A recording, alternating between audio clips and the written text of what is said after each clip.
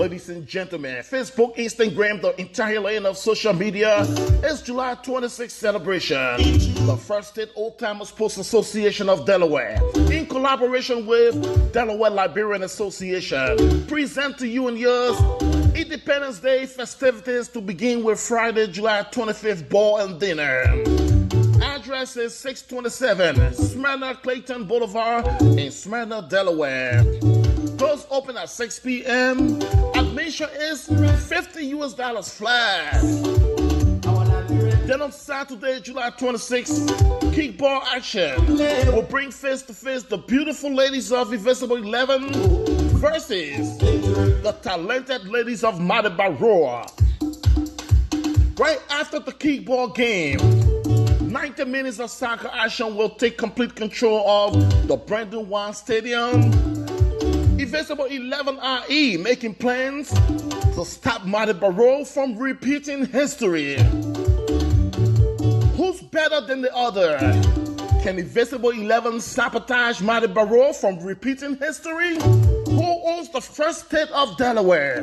Well, let's find out. It's going down on Saturday, July 26th. Address is 1400 Fog Road. That's the Brandon One Stadium in Wilmington, Delaware. Doors open at 12 noon. Admission for kids absolutely free. Children is $5. Adults is $10. For more information concerning vendors plus more, give us a call at 267-312-2745. You can also call 484-470-9204 and 215-704-1606. Right after the game is the after party. Hey, come on, come to party real hard. After party address is 2411 Lancaster Avenue in Wilmington, Delaware. Then the cookout follow on Sunday. It's absolutely free to all. The women of Delaware will bring the food as the gentlemen of Delaware. They have agreed to come with the drinks. Come on, ladies and gentlemen. Cookout address will be announced later. Come and enjoy the Liberian 178th Independence Day celebration with the Delawareans in Delaware. I'm His Eminence G. Francis Torgbean. Hey, come on. Meet me in the First State of Delaware, and I'll be glad to meet you.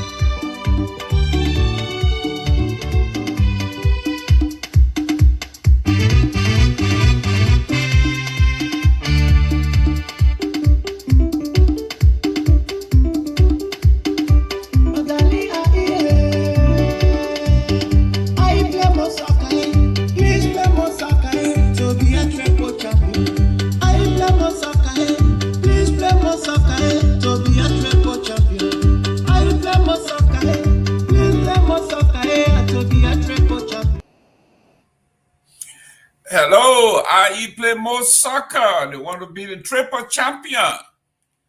And the other folks say, borrow money champion. This weekend, starting tonight, it will be the meet and greet. All roads leads to Delaware. After you watch this show, you can go and marinate, have a great time in Delaware. While you are actually having a great time, you can still watch us on the big screen, either by YouTube, Facebook, you name it. You can watch us. Even on your phones, you can watch the closing argument. We want to thank you guys for tuning in. Siliki. We see Roland Toyi. It is great to be here. This is the end of the week. TGIF. Thank God it is Friday. But we are going to have a week in review. But today we have a special guest, a firebrand, Mr. Wonderful or Wonder Konyine Freeman. Mr. Konyine, that name, Konyine, or Konyine, he has a name. Mr. Wonderful is a Liberian professional. He's an attorney. He's an accountant. He's an economist. He's also a financial crime and compliance specialist. He knows it all. He does it all. He's a lawyer. He's been catching and chasing thieves in our setting. A lot of professional affiliations, people with whom, organizations with whom he has worked. The Liberian National Bar Association. He was admitted 2013. Association of Certified Financial Crime Specialists, certified since 2019. Society for International Economic Law, SIEL, member since 2013. The International Affiliate American Bar Association, the ABA, he became member of the American Bar 2020. You know, one of the schools that I really like, if you have never heard of the New School, this is where thinkers go. The New School is located in New York. Most of my mentors and most of my associates went to that school. If you want to be a social activist, you want to be at the New School. For social research, New York. International Development, Law Unit, Center for Human Rights, Faculty of Law, University of Pretoria, Pretoria, South Africa.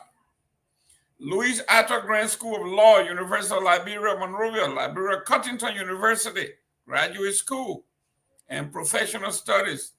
That is located right there in oldest Congo Town. College of Business and Public Administration, University of Liberia. The Carver Christian University, ELW, Painesville. Management Systems International, Development Associate International, Dutch.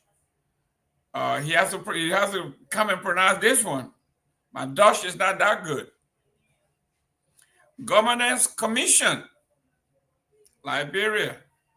Liberia Anti-Corruption Commission. The Just Law Chamber. The Just Law Chambers. Flag Africa LLC. Liberian Bank for Development Investment, LBDI. Consortium for Accountability and Prosperity, CAP, in Liberia. They call him a brave man. He voices very, very bold and unusual ideas when it comes to solving our problem. You're talking about folks say we should do things and sometimes think outside of the box.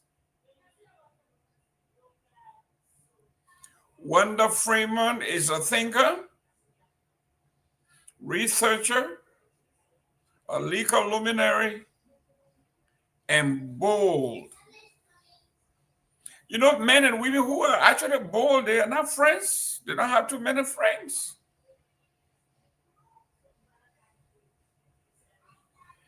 If you are a straight talker, you may not have too many friends,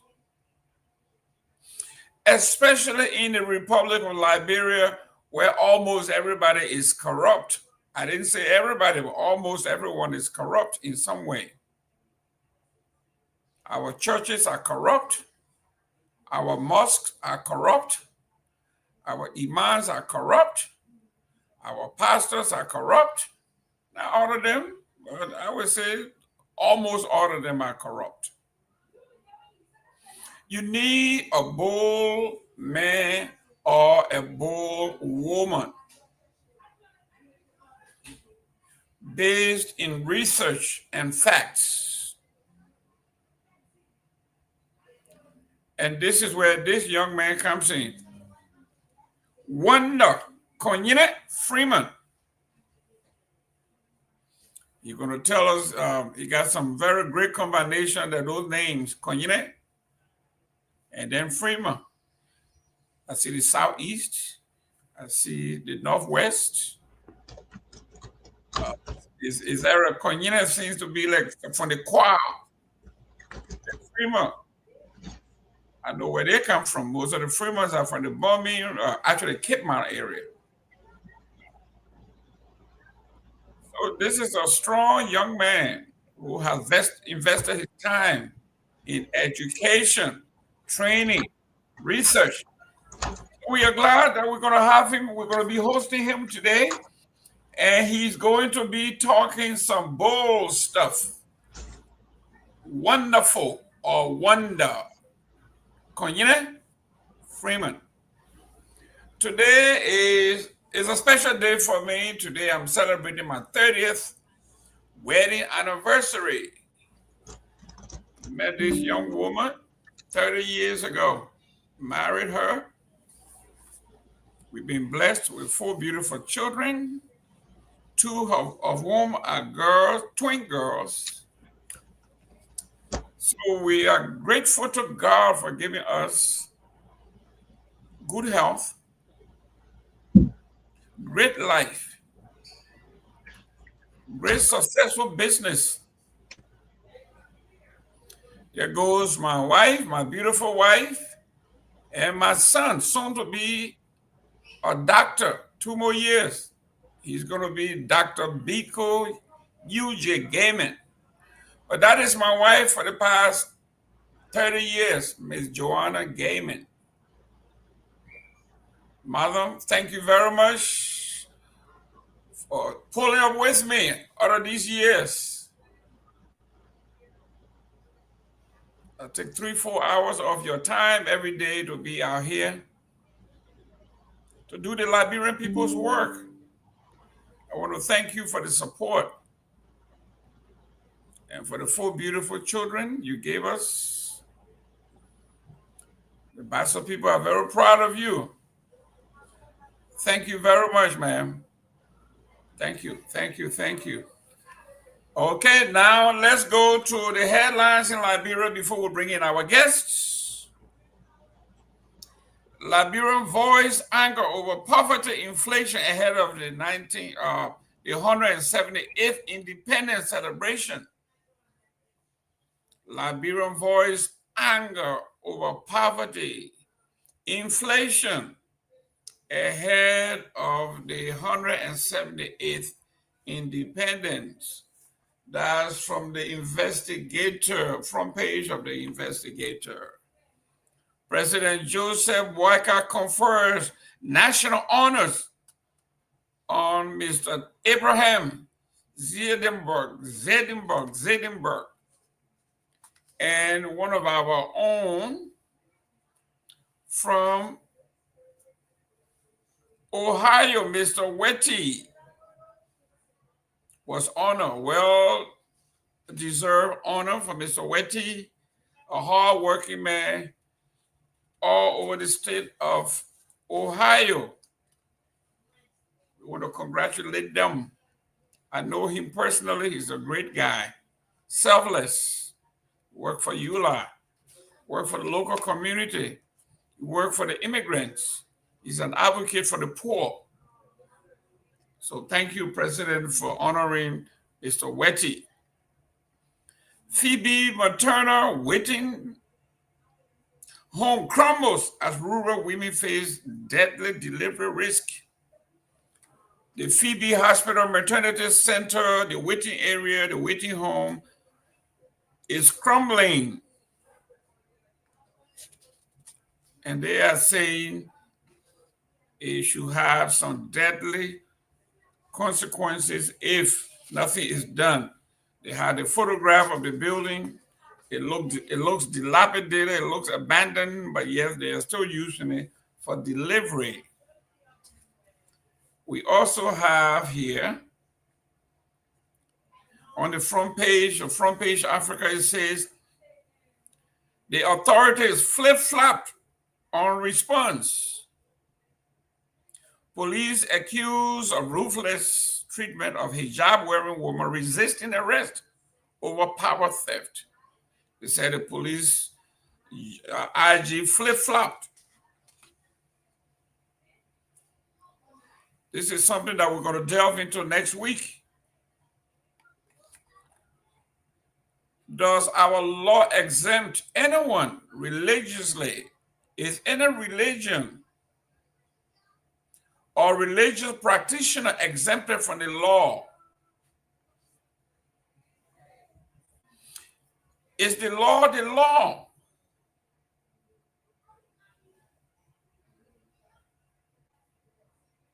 When the police here, when we take our kids to school from kindergarten, they tell them, if the police tells you to move, you move. If they want to arrest you, they have to give you a chance, or you have the right to call your lawyer or anybody of interest to you. The last thing you do, I would tell our young folks, do not put your hands on law enforcement officers, no matter what.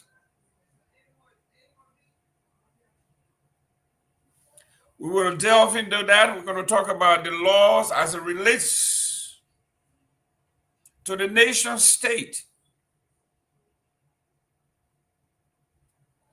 We are going to be discussing our culture. We are going to be talking about the dominant culture and the subcultures. We're going to be talking about the assimilation. If I come to these United States, I have to assimilate. This is where I want to live because it's better over here. So when I come here, I do all I can to be an American. I learn the language. I learn part of the Constitution. I learn the basic laws, and I follow those laws. Whether I'm a Christian or I am a Jew, it makes no difference. If I break the rules, if I break the law, we are going to be dealt with. Do I have some rights?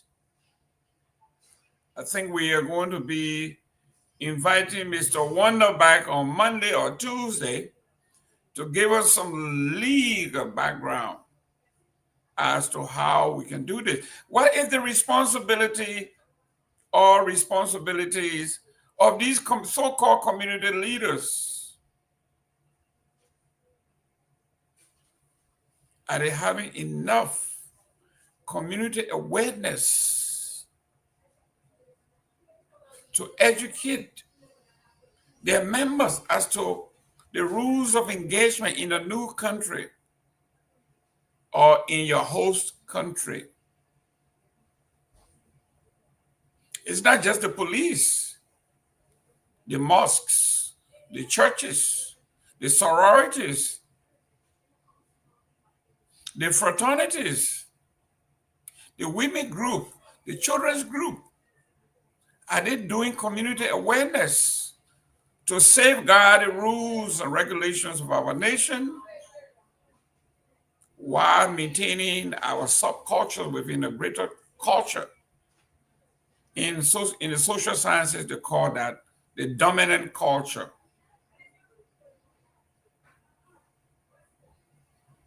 We're going to take that and run with it next week. Be ready, get involved. We're going to have a major discussion. There will be no holds bar. We are not going to say anything that we are not supposed to say, but we are going to say the truth. It's going to be based in facts. It's going to be based in law. When it comes to the law and the Constitution, your opinion doesn't count much.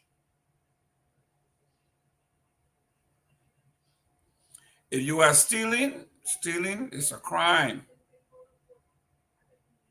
In these United States, if I'm walking down the streets and I'm driving somebody's car that my daughter gave me or my son gave me, if my son or my daughter stole that car and I'm driving the car, I'm in the possession of stolen property. Whether I stole the car or not, it means absolutely nothing. I'm in possession of stolen property and I will be treated as a criminal. That's how it works. But without further ado, if Mr. Konyene Freeman is in line, we can bring him up front. Let's begin this conversation. Monrovia, if you have our guests, bring him on. Let's begin the ball rolling. But let me say hi to Sophie Blamo. I want to say hello to Mr. Anthony W. Gay Sr. I don't know where he's calling from, where he's tuning in from. Nora Holt, thank you very much for the anniversary, which is absolutely 30 years. Fixed Electronics, some of you were not even born when I was married. 30 years. Thank you very much. Let me go. Who else? Oh, okay. We got Ambassador Walter Butchu Morgan Sr. Let me see. Oh, Chair of the Welfare CDC Regular Intellectual Militants. Okay. Who else that I'm missing? Let me go down the list. I don't want anybody to blame me because I didn't call your name. I didn't do the weather today because we're expecting some guests. Someone told me, why am I giving the weather in New York or Miami when they live in Bokonjile? So now I have to call Miami and get the weather in Bokonjile next week. Clement Water B. Duo. I am following from Saniquita City, Nimba County. Excellent, excellent. Excellent. Saniquita is in the house. Nimba is in the house. Fumba Okenya. I'm watching you live from Makoma Town, Grand Cape Mount County. Okay, our folks in Grand Cape Mount County. I think you heard the name Freeman. And you are here. Clinton Bolo. I'm watching. I'm following you from ELWA. Roland Toy. You're watching live from where? Siliki Tuari. Watching from where? Good evening, sir. Share this show, get involved. We're going to have the line open later on for some comments. Today is July 25th. Tomorrow is our big day in Liberia and around the diaspora. We are going to have fun. Our social responsibility is to also remind you that if you are going to consume alcohol, please do not drive. If you are going to have fun, have a designated driver.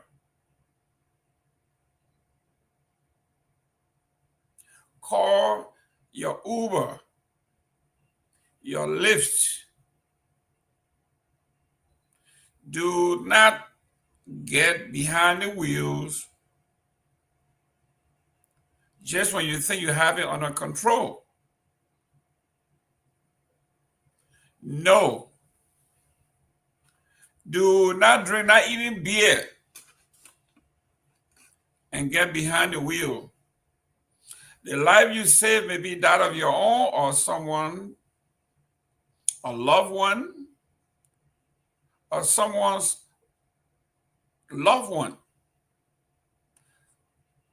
And usually when folks drive drunk and they get into a collision,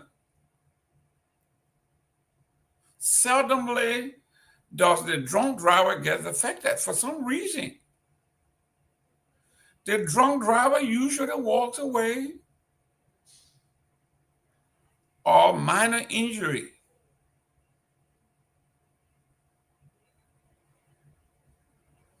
Driving drunk under the influence is bad. Don't do it. While we wait for our guest, let me make sure that he's here, because we want to go into the headlines. We want to go into our headlines.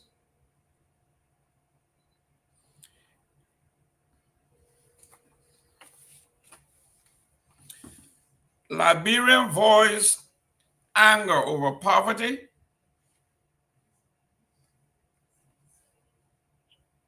I was in the background. I don't know you sent me a link. I'm in the background. Okay, let me make sure that our guest is here. Is Myean? If you're in the background, please bring on our guests.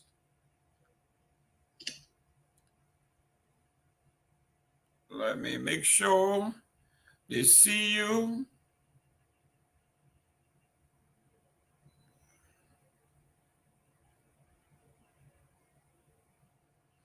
He see you, bring him on. Bring him on, bring him on. So it says here, while our guest is getting prepared, putting his mic on, Banga Bunk County as Liberian prepare for the celebration of the 178th independence of Liberia, July 26. A wave of public frustration is spreading across the country, driven by worsening economic conditions and feeling of unfulfilled national promises. From the streets of Banga to the remote village of Wensukpai in Jakwele District number 3, many citizens say the occasion feels less like a celebration and more like a moment of reckoning. Liberia, which declared independence July 26, 1847, remains Africa's oldest republic. But nearly 2 centuries later, many believe the nations are falling short of its founding ideals. Almost 2 centuries later, the country has fallen short of its founding ideals. That is the front page of the Liberia Investigator.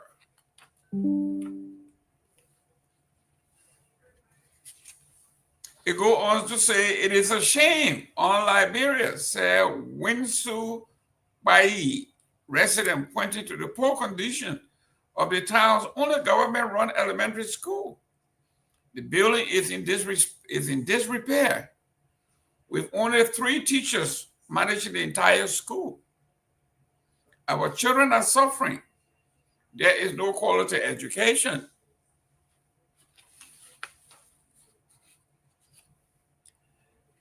And he goes, it's a Victor Nambe. What's up, Mr. Gilman? I've been sitting in the back for quite a little while, but I'm happy to be on, coming on with a guest and Mr. Gongloe. Before I do that quickly, it's a happy 30th to you and the madam. Congratulations. 3 decades together, 4 kids later. More blessings to the union. Congratulations. I also want to wish everyone happy Independence Day. Tomorrow is July 26th. I have a lot more to say, but I'll yield for now. And let me say again, say happy 30th. Much appreciation and respect, my brother. May God continue to guide and bless your union. Thank you very much. 30 years is a beautiful 30 years. I have to be thankful to God. Maybe Mr. Freeman here may have been a baby, or maybe he was not even born. That's a joke. Yes, let me welcome Mr. Kehleboe Gongloe. How you doing there, Chief? Happy anniversary, Gilman. Thank you. Civilized Bassaman. Oh Lord, now there he goes. The only there you go. So if you're from Southeast, you're from Sino, you don't count. You're from Nima, you don't only Bassa. Yes. Let me welcome Mr. Konyine Freeman. Wonderful. Your parents call you wonderful, and your civilized people call it short. They call you wonder. It's all right. It's all right. Welcome, young man.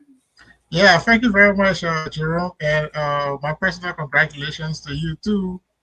And well, we hope to follow you. I'm being married like 20 years. Okay. So yeah, so I'm following your footsteps. My man, don't praise me. Send me small tea for Christmas. You're right. You deserve it. Send me small tea. Almost 2 weeks now, everybody calling you for small tea. They don't send anything small this way. Everybody going to send me small tea. But it's great having you guys here. Wonderful. I've been trying my utmost best to bring you on. You bring a lot to the table. And it is an honor and absolutely high respect to find young folks who sacrifice what they call in Liberia the pleasure to do what you're supposed to do first. You work first, then you play later on. It's not in reverse. You have done that, Wonder. You are an attorney. You are an accountant. You are an economist. Financial crime fighter. Now that's the one that the people don't want. They don't like you. Instead of you being your lawyer, instead of your corner being your money, now you want to go chase people who are corrupt. Financial crime. That's the one they don't like to hear. But that's what you do. You are a financial crime and compliance specialist. For those of you who are into business and in government, when they say compliance officers coming, that means like us, when we write these big grants, we say, oh, I need this because I'm going to do this, I'm going to do this, I'm going to do this, I'm going to do that. Then all of a sudden now they give you 12 months. And after your first 12 months, then the compliance officer comes in and say, all those big books. Okay. We are having some technical difficulties there. I hope Monrovia is up and watching. We cannot afford to lose our guests.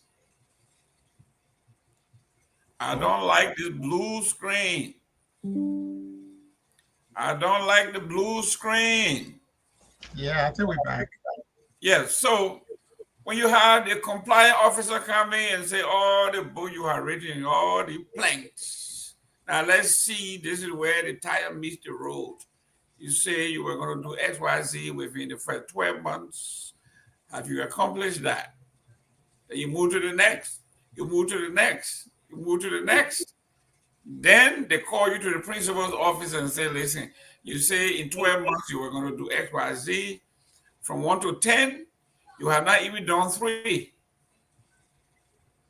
And then it go down the line. In some serious country, they will tell you, okay, you got to come up with an action plan. What are you going to do? So this is what this guy does. When he walks into your office, it looks like they call you to the principal's office. So let me go around the clock here. Mr. Wonder, I have introduced you. I have read everything on here, and there's more. I am even more impressed because there's a school on here, the new school, a school that I have a lot of respect for as a social scientist. If you want to learn, it used to be called, basically it was like an open air where geniuses from around the world came in. From all over the world, social scientists from all over the world came to teach. The new school, they taught new ideas. So anybody that went to the new school, have any affiliation with the new school, is a reservoir of knowledge. Talk to us about yourself. Who is Wonder Freeman? Well, I think we started on something that I don't like to talk about much. Well, let's say, firstly, I see myself beyond everything as a lawyer and as an activist. I think first on my mind is that a lot of the issues that we have come from this lack of regulation, lack of laws, lack of compliance, and so forth. So I have spent most of my life in Liberia. For the most part, in Monrovia. My parents used to work at some point in bomb mines and in Firestone, so I stayed to those places too. But as an adult, I spent most of my time in Monrovia. I am from the UL and also a graduate of the Louis Arthur Grants.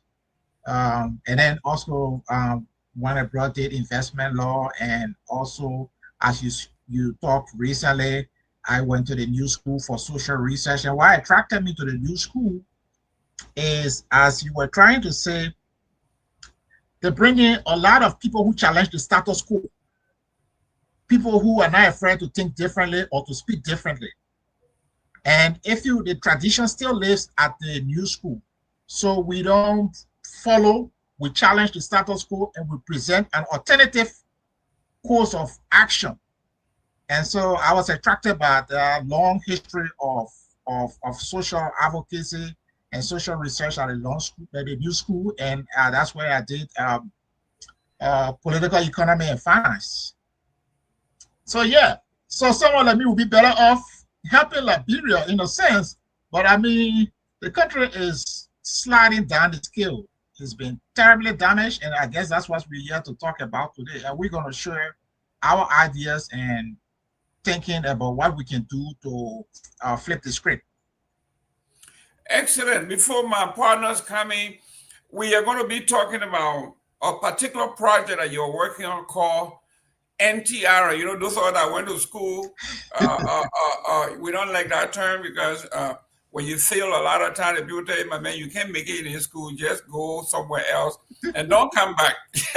So you don't want that NTR. Or you could be smart, but you are a grown-up boy, you left fighting and destroying things, they say they don't want you here. So you are just a bad character. They don't like bad character. Talk to us about the NTR. Okay, so the project NTR was born out of disillusionment. And if you talk to a lot of people in Liberia who really love that country, we are disillusioned.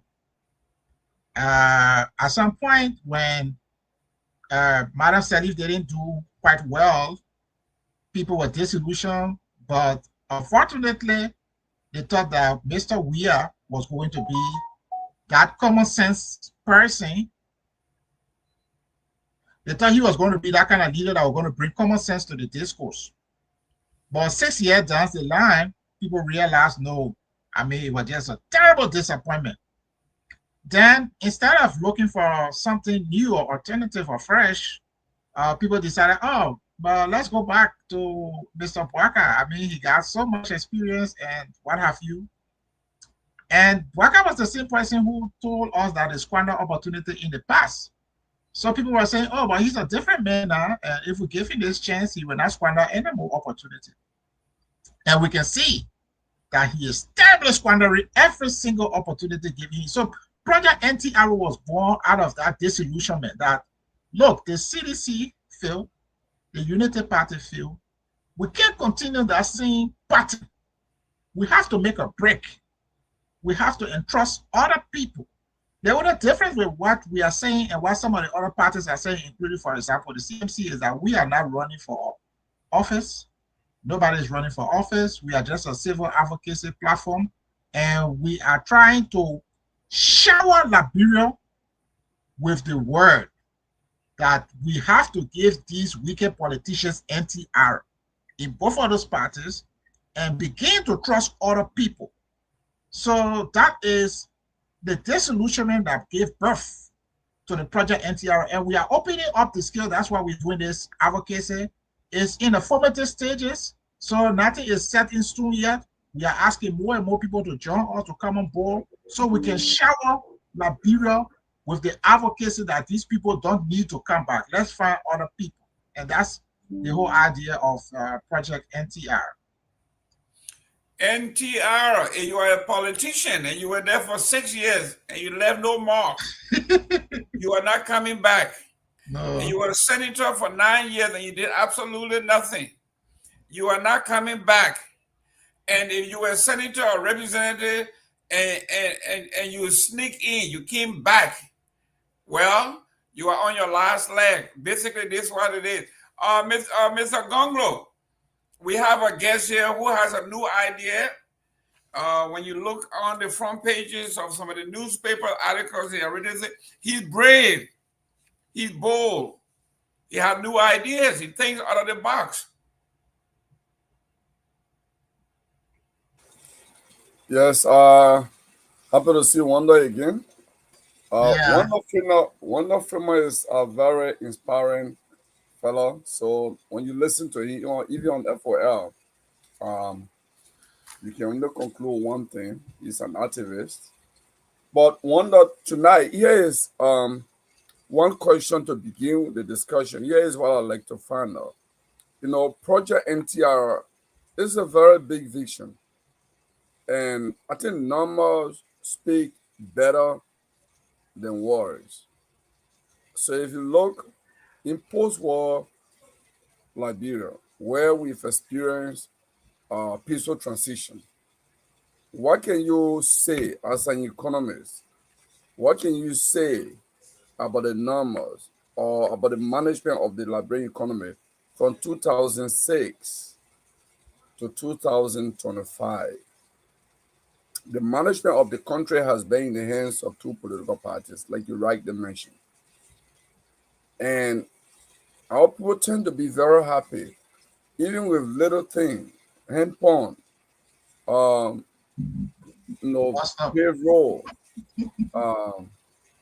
You get $100 salary is on time, or $98. You say, oh, the government paying us on time, but you get it $98. While the lawmakers are getting $15,000 plus benefits, but you get happy with $98. So what can you say to the numbers in terms of the resources that Liberia has generated from 2006 to this one, in terms of the national budget? Do you think it has been utilized or allocated appropriately by the two political parties that have actually managed post-war Liberia? What would you say about that? No, not at all. In fact, that's part of the reason why we are advocating for a change of course. It has been badly mismanaged. Okay, I think we have spent, we got pretty much maybe between 500 to 700 million per annum. Okay, and anywhere around at least 600 million of that money is bogged down in administrative costs. Salaries, as we see, legislative expenses, executive expenses, because mind you, apart from you have the EPS, that's executive, you have the Ministry of State, that's executive, you have the SSS, that's executive. So we spend a lot more there. And the primary purpose of the government is to engender private sector employment, private sector growth. But what we see is that the government itself is consuming about 90% of the money that we generate. So we're talking about 600 to 650 million. Okay, and even I would say a lot more, because some of the times what they classify as non-current expenditure, because if you purchase a car, for example, it's going to be for on a non-current, but it's not really a productive asset, right? It's just something that flashy for these guys. So we see the repeated behavior. Then we have the national legislature, for example, that is going pretty close. And I checked the figure, they're going pretty close to 800 million that they have spent with our audits. 800 million. Do you know what 800 million is? That's almost $1 billion. That's why you see nearly every one of them in the legislature, they are millionaires. So you find Thomas Fala building police station for us now. The government cannot afford to build police station. Jeremiah Kuhn now building his hospital. They cannot afford to fund hospital, but individually they can afford to do these things and collect money. So the country has been terribly mismanaged. We find too much overbearing on administrative expenditure, and we are not training our youth in terms of technical skills that would be marketable to help with the employment situation. So what we have now is a terrible unemployment, and without unemployment, you will not have growth in the economy without employment. So because I don't count the public sector employment much, because that's some drag on the economy, but the private sector employment is the generation of wealth. And we don't have that. We're not prioritizing that. In fact, we have laws on the book under the Small Business Development Act that compels the Liberian government to purchase from Liberian businesses. And I'm not talking about just this, just the Liberianization policy, but there is a Small Business Empowerment Act. But the guys are just not serious. You put we are there, you bring all these Lebanese people, and they say, oh, we are is bad. Then you put what her name of Bwaka there, and now Bwaka too is is auctioning off Liberia to all these Lebanese people. So we gotta ask ourselves, Liberians, what happened? Can't we make a shift? Can't we diverge from these people and learn to trust other people? After all, I mean, everybody's Liberian. Okay, so that's the idea that I'm trying to prevail. And I definitely, in terms of the numbers, and beyond what the government has spent. Let's take, for example, in the case of Ellen. Ellen attracted nearly $10 billion, split up between USAID, multilateral aid, and direct investment. Nearly $10 billion over the course of her presidency. But the structural reforms that was supposed to follow those investments in order for it to trickle down and have a sustainable effect on the economy, it was not. So at the end of the day, you see a lot of that money going to NSA, where her son was. You know, you see some of it blew up at NOCAL. You see her putting her neck on the chopping board for people that she claimed were corrupt. And at the end of the day, we only know that billions of dollars came to Liberia, but we didn't benefit. When we came to power, even though there was the mistaken thinking that we're going to have a lot, but we got less money than even the interim government. We barely got money coming in terms of foreign direct investment and stuff like that. So that's a problem. And we are not compelled to continue with these people. We can change. Why do we have to stay with the people when they're not doing us any good? That's why we are trying to educate this, and we want to shower the entire Liberia with this message so that the message goes along. Thank you. Mr. Nyenwolo. Yome, can I make a follow-up quick? Okay, go ahead. Yes, you know, Mr. Freeman, you talk about the Small Business Act. I'm aware of that, the SBA. The only thing I'm not sure of is the framing, the language, the legal language that was used. I know that 25% is like a requirement for all government entities, no exception, to do 25% of that procurement through Liberian businesses. You know, so is it mandatory, like how you guys and lawyers can say, when they say entity share, is it written in that fund, or is it more like flexible legal language that gives you option? Because if it is mandatory, then I don't know whether it's possible for one to go to court and assert the right of the Liberian businesses, because the law has been there from Ellen Johnson's early time. You know, I mean, no need to even buy furniture, imported furniture in the country, because we should procure that from Liberian businesses that are manufacturing furniture locally. Yeah, the language is mandatory. I did that. I did some work with a local nonprofit, consulting with them on translating the Small Business Empowerment Act into everyday Liberian language. So the language is mandatory, and every government ministry is supposed to make a report on to what extent they have implemented this 25% mandatory purchase for Liberian businesses. And then out of that 25%, I think there's another 15% that is discretionary for women business and I think disabled or something like that. But the 25% is mandatory. They don't have a choice. But these people, when they come and tell you they love the country, they have the country at heart, that is the way you show that you have the country at heart. Just imagine all these ministries and parent status, if they were mandatorily purchasing from Liberia businesses, that's maybe 50% of your unemployment problem you're talking about there. Because if Liberian people get income, they expand their business venture and they hire more people. And you can ask them for the employment information, and you can track how many people they are employing. If I mandatorily buy from you, I can also demand that you give me your employment information. Okay, so that I know exactly how many people that policy is helping to get jobs.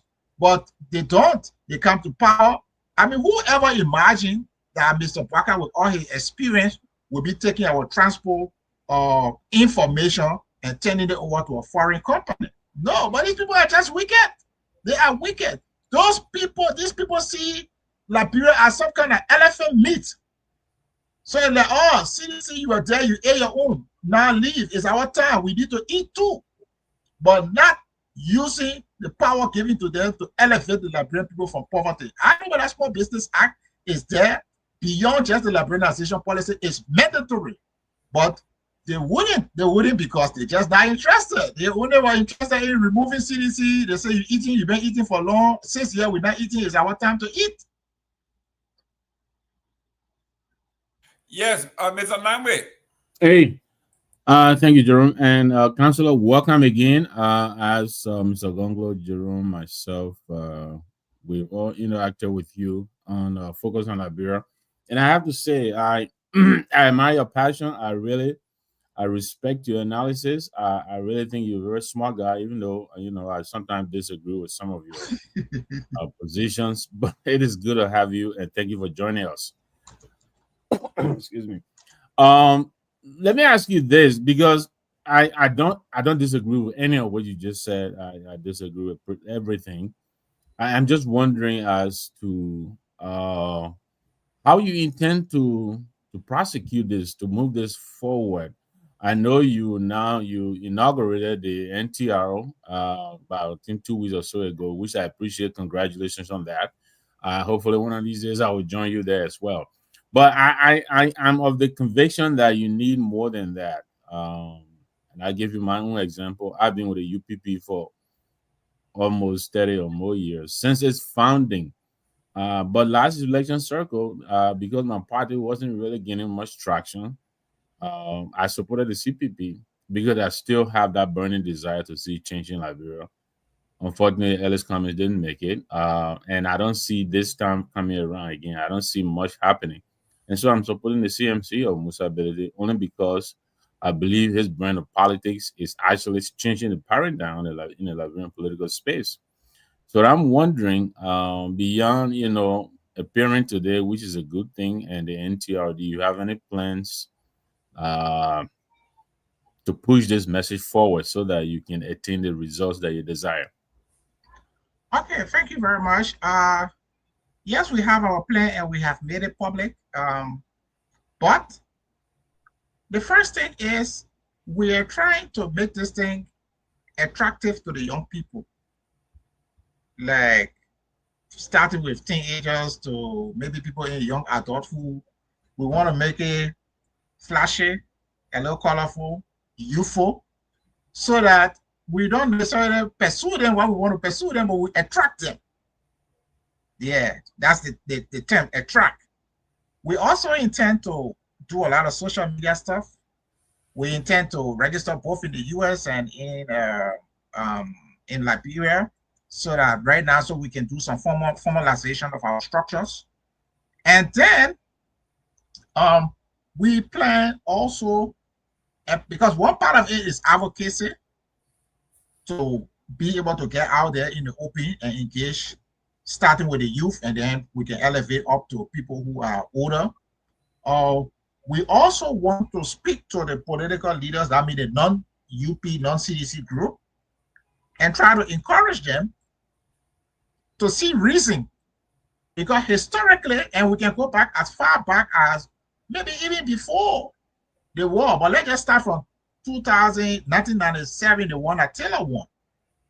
We can see a continuous breakdown in wherever people try to form a coalition, it breaks up and stuff like that. And at the end of the day, the people end up being the loser.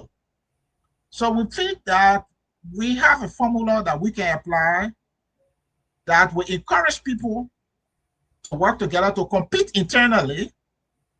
And then once one person emerges victorious, we can rally around that person. Mind you,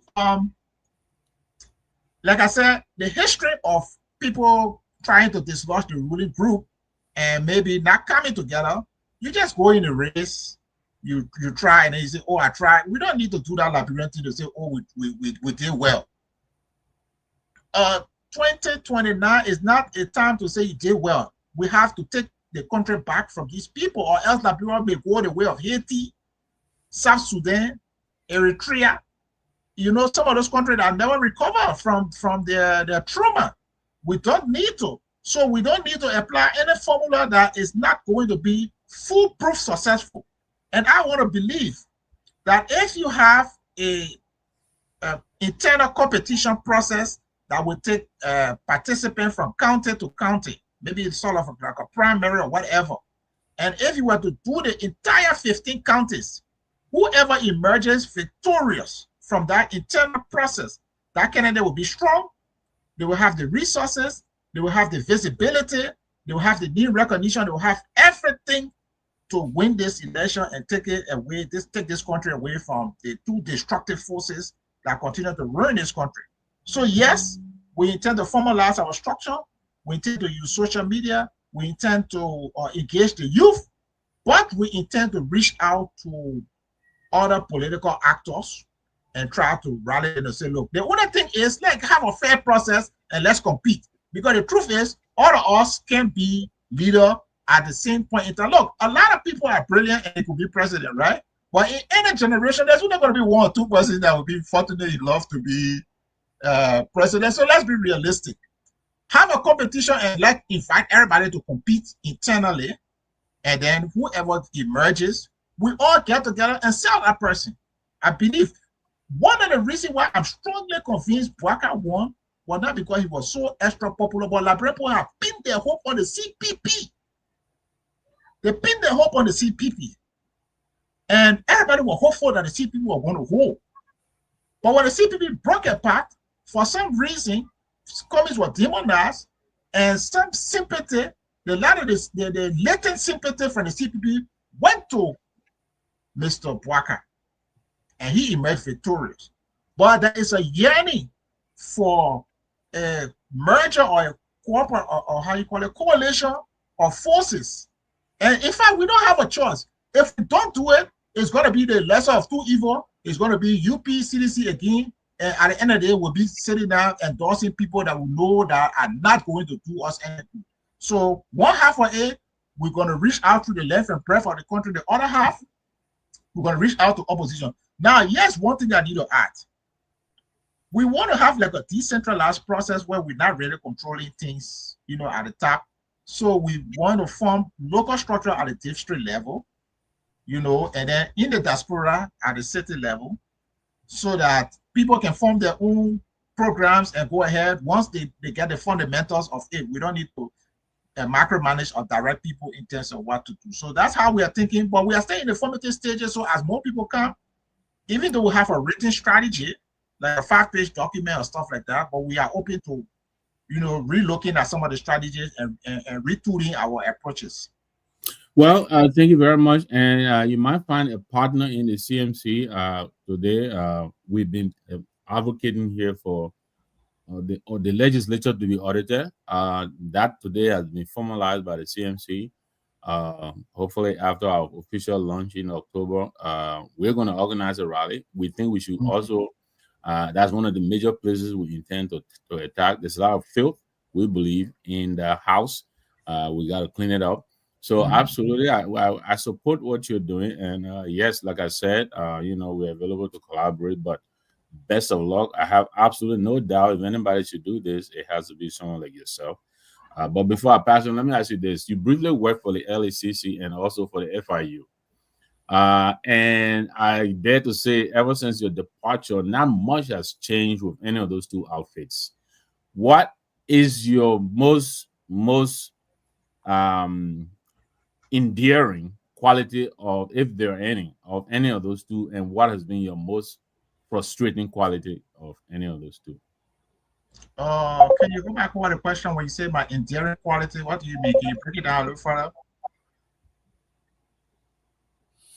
Enduring quality of the agencies that you left. Yeah, I'm sorry. There was a call coming. I got interrupted. Yeah, if anything at all that you think is still good about those. When I work at let's start with the LACC, because I worked for them like 5 years. When I worked there, I started off initially as an internal auditor. And then, but based on my work and my output, the director decided I should handle asset disclosure. And I should investigate the asset disclosure. And at the time, that has never been done. People had disclosed their assets, but it was never being investigated.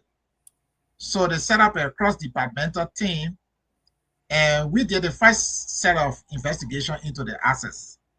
And it was a really brilliant exercise. But after the exercise was one of the things that I started getting discouraged about Liberia. Some of the president, quote unquote, Pepper Bush, like Matilda Parker and other people were implicated, in misinformation, what have you. But it ended up that the president started seeming more sympathetic to the people that we have problem with in the report, which was very discouraging. So my former boss at the time, she called me, she said, this thing is very discouraging. I said, why? She said, because the president, she even called me yet to talk about the report, but they are raising issue about people that were implicated in the report. So at the end of the day, nothing much came out of it. They retooled the law and they sent it to GSC. In fact, they just confused the entire law. But at that time, the people who at the LACC were very committed. But even then, the president at the time, Madam Salif, she had a habit of sending mostly 70 to 80-year-old people there to be commissioners. And I felt it was done on purpose. In fact, one of the old men, I don't know what happened, but he went to work, he just sat on his desk or he slept on his desk and he passed away. God forbid, but he passed away. The other person could not even walk up the stairs. So I felt it was strategic on Madam Salif's part. Since I didn't want the people to be aggressive, I would send a lot of retirees over there. Before they made any move, the retiree will be holding them down and there's nothing concrete they would do over there.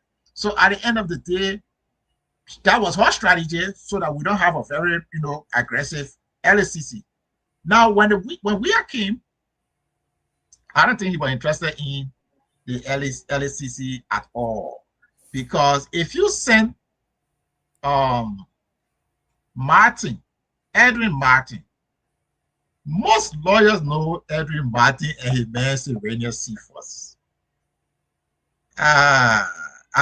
It's a clear indication that you're not serious if you start like that, because they don't have a lot of, regard, especially integrity-wise, in the legal area. And then what they did was, and I wrote against it, they changed the law,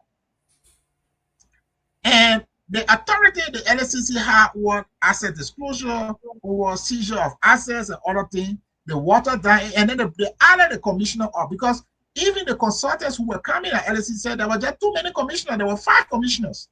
So they said it's too many. You need more like investigators, more lawyers. You don't need to have more executives. So when they already have 5, then they went and added 2 more to make it 7.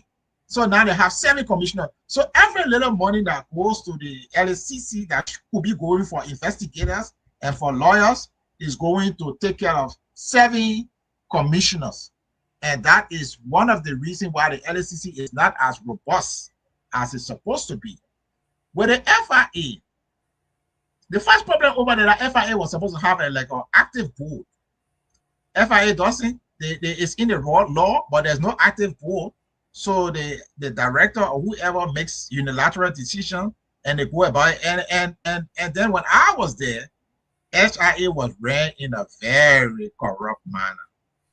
Very corrupt. In fact, it contributed to my going because I was very focused on the corruption. I mean, they were using the FIA like how you do or how they call it blackmailing or something like that, right? Because they will gather the intelligence.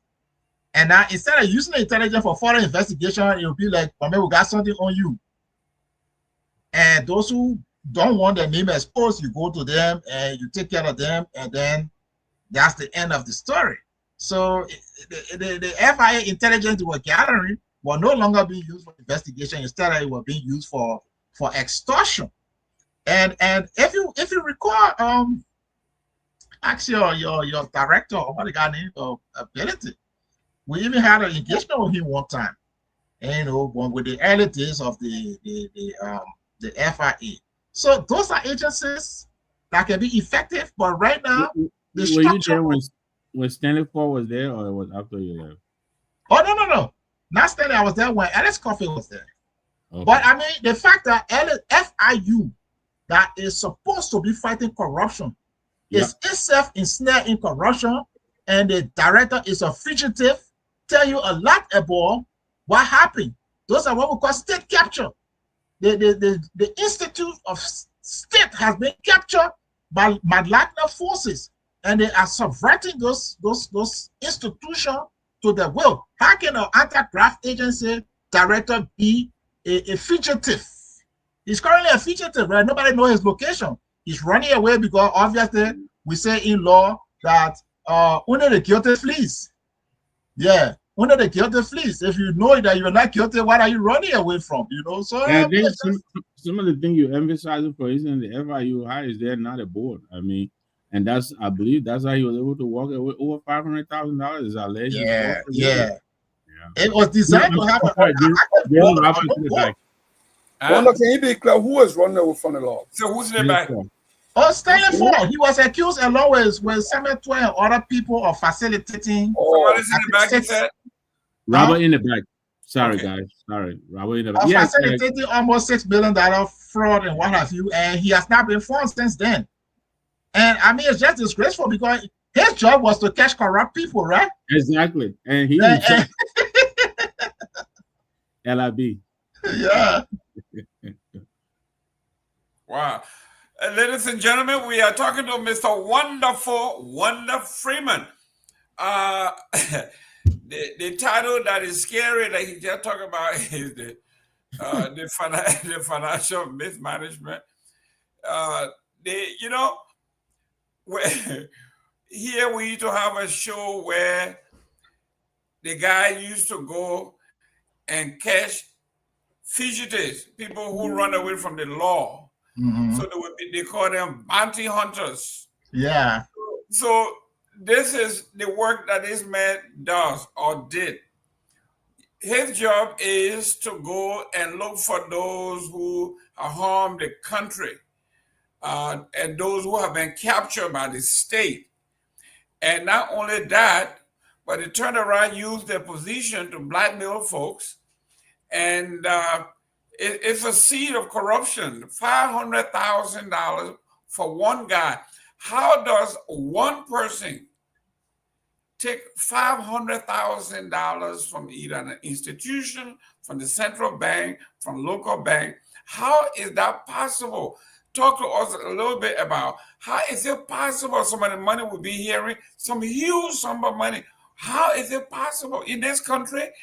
Anything over $10,000, you have to go through some stringent means of getting money.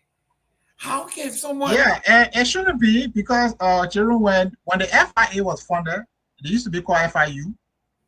I was the first lawyer there, and we didn't have any laws on money laundering at the time. So I was charged with the responsibility of coming up with statutes and regulation that were comparable to international standards that Liberia can apply to make sure that, we don't fall prey to money laundering and so. So a lot of our laws, we used to do it in collaboration with FATF. That's the international body based in France on money laundering. And then there is another one in West Africa called GIABA, Financial Action Task Force in France, and GIABA in Senegal, but working across the West African sub-region. So those laws meet international standards. So all the laws in the US that you can think about, suspicious transaction reporting, currency transaction where they don't allow you to take like 10,000 or more, and you can't just pass through the airport with 10,000, you have to declare it. Those laws were co-opted and brought to Liberia. But that's why you see me sometimes advocate against the NSA. But they are using the NSA and to some extent the FIU as some kind of covert, so they go and say they're on security operation. So when they say on security operation now, they can go and then the central bank or some of the financial institution now do not want to apply the level of requirement or figure that is supposed to be, but they are not supposed, you're not supposed to be taking more than 10,000. That notice is supposed to automatically be sent to the FIA. And once you do it a couple of times, the FIA is supposed to be on your tail to find out, why are you taking cash from the bank in that manner. But obviously, if the EPS director is the one going for the money, or if the EPS director is the one sending somebody for the cash, or if the FIA director is himself the one sending for the cash, who is going to say no?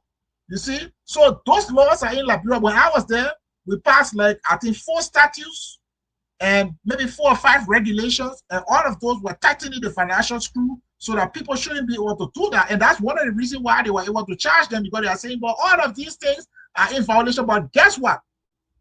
It was done.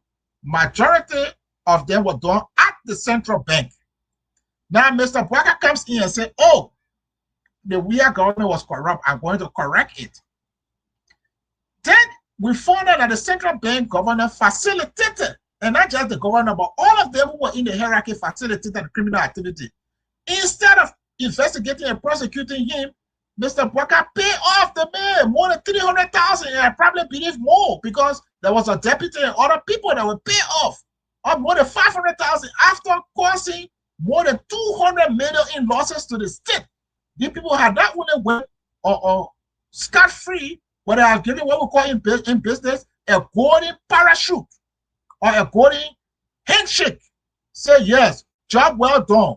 Go ahead and enjoy the money. So, I mean, these people are destroying the country. They are destroying the country, and we have to take action. That's why I'm saying, look, Liberian people, you give people power, they squander it, they abuse it, they misuse it. Do not give them power again.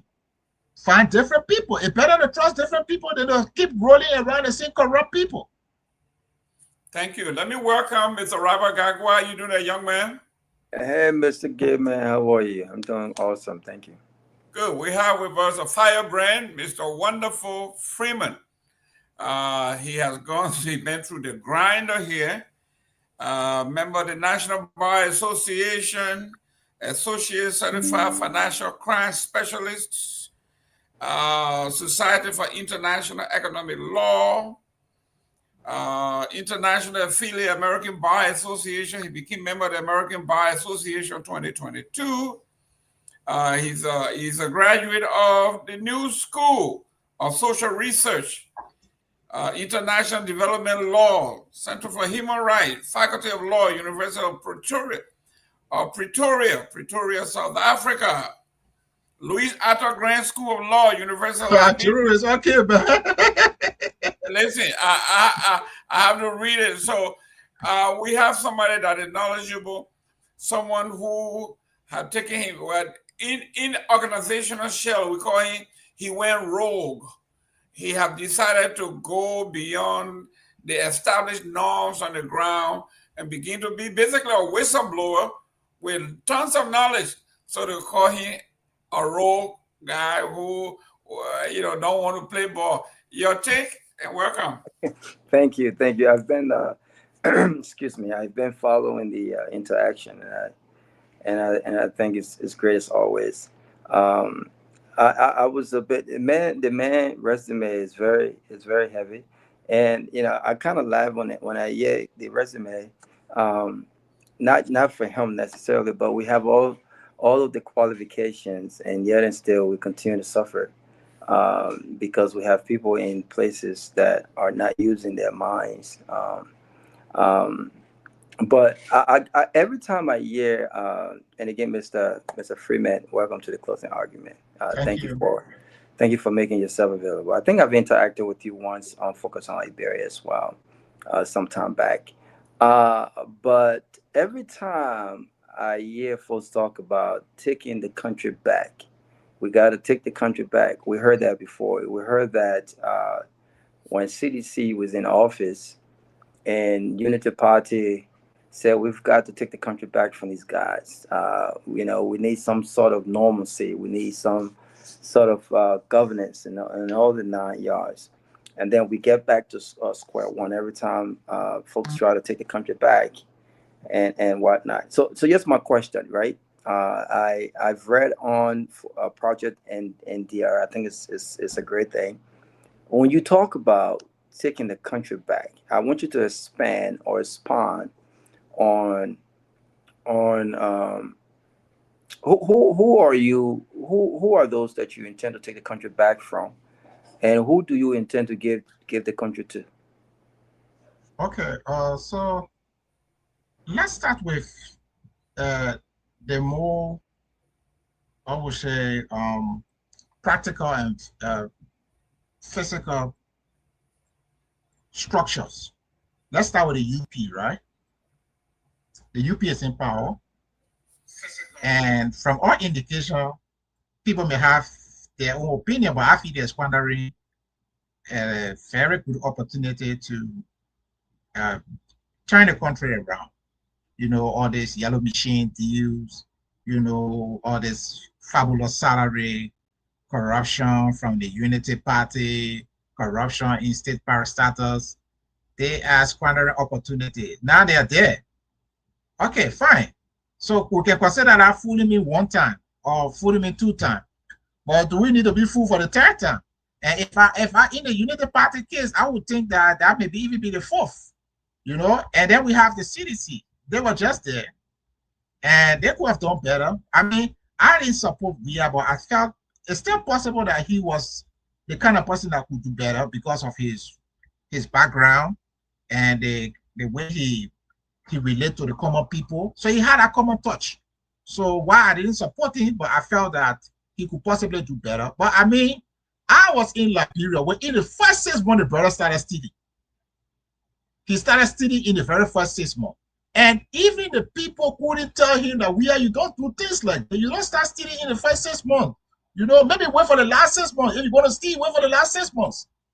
So those 2 groups, they have exhausted their privilege. Mind you, leadership in Liberia is a privilege. Nobody has a God-given right to be leader. It's in our manifesto. Nobody has a God-given right to be a leader. It's a privilege that we give to you and say, help us to improve the country. So they have squandered the opportunity. That's why we take the slogan, no second chance to squander. In the case of the United Party, if we put a party, it will be 4th. And we have not seen the result because if you look at the outcome, Liberia has gotten poorer and poorer over the years. This is not theory. I participated in the 2017 election as a vice presidential candidate with Oscar Cooper. So I had an opportunity to travel the country. In fact, it is the traveling of the country that will put me in a constantly bad mood. From that time, I have not recovered. Because I was living in Liberia, totally oblivious to the destitution that the people were facing in the interior. I really didn't see it. My wife used to see it because she did social work and they would go in the interior, but I didn't see it myself. But in that election, I had an opportunity to go out of, I think, 10 or 12 of the counties.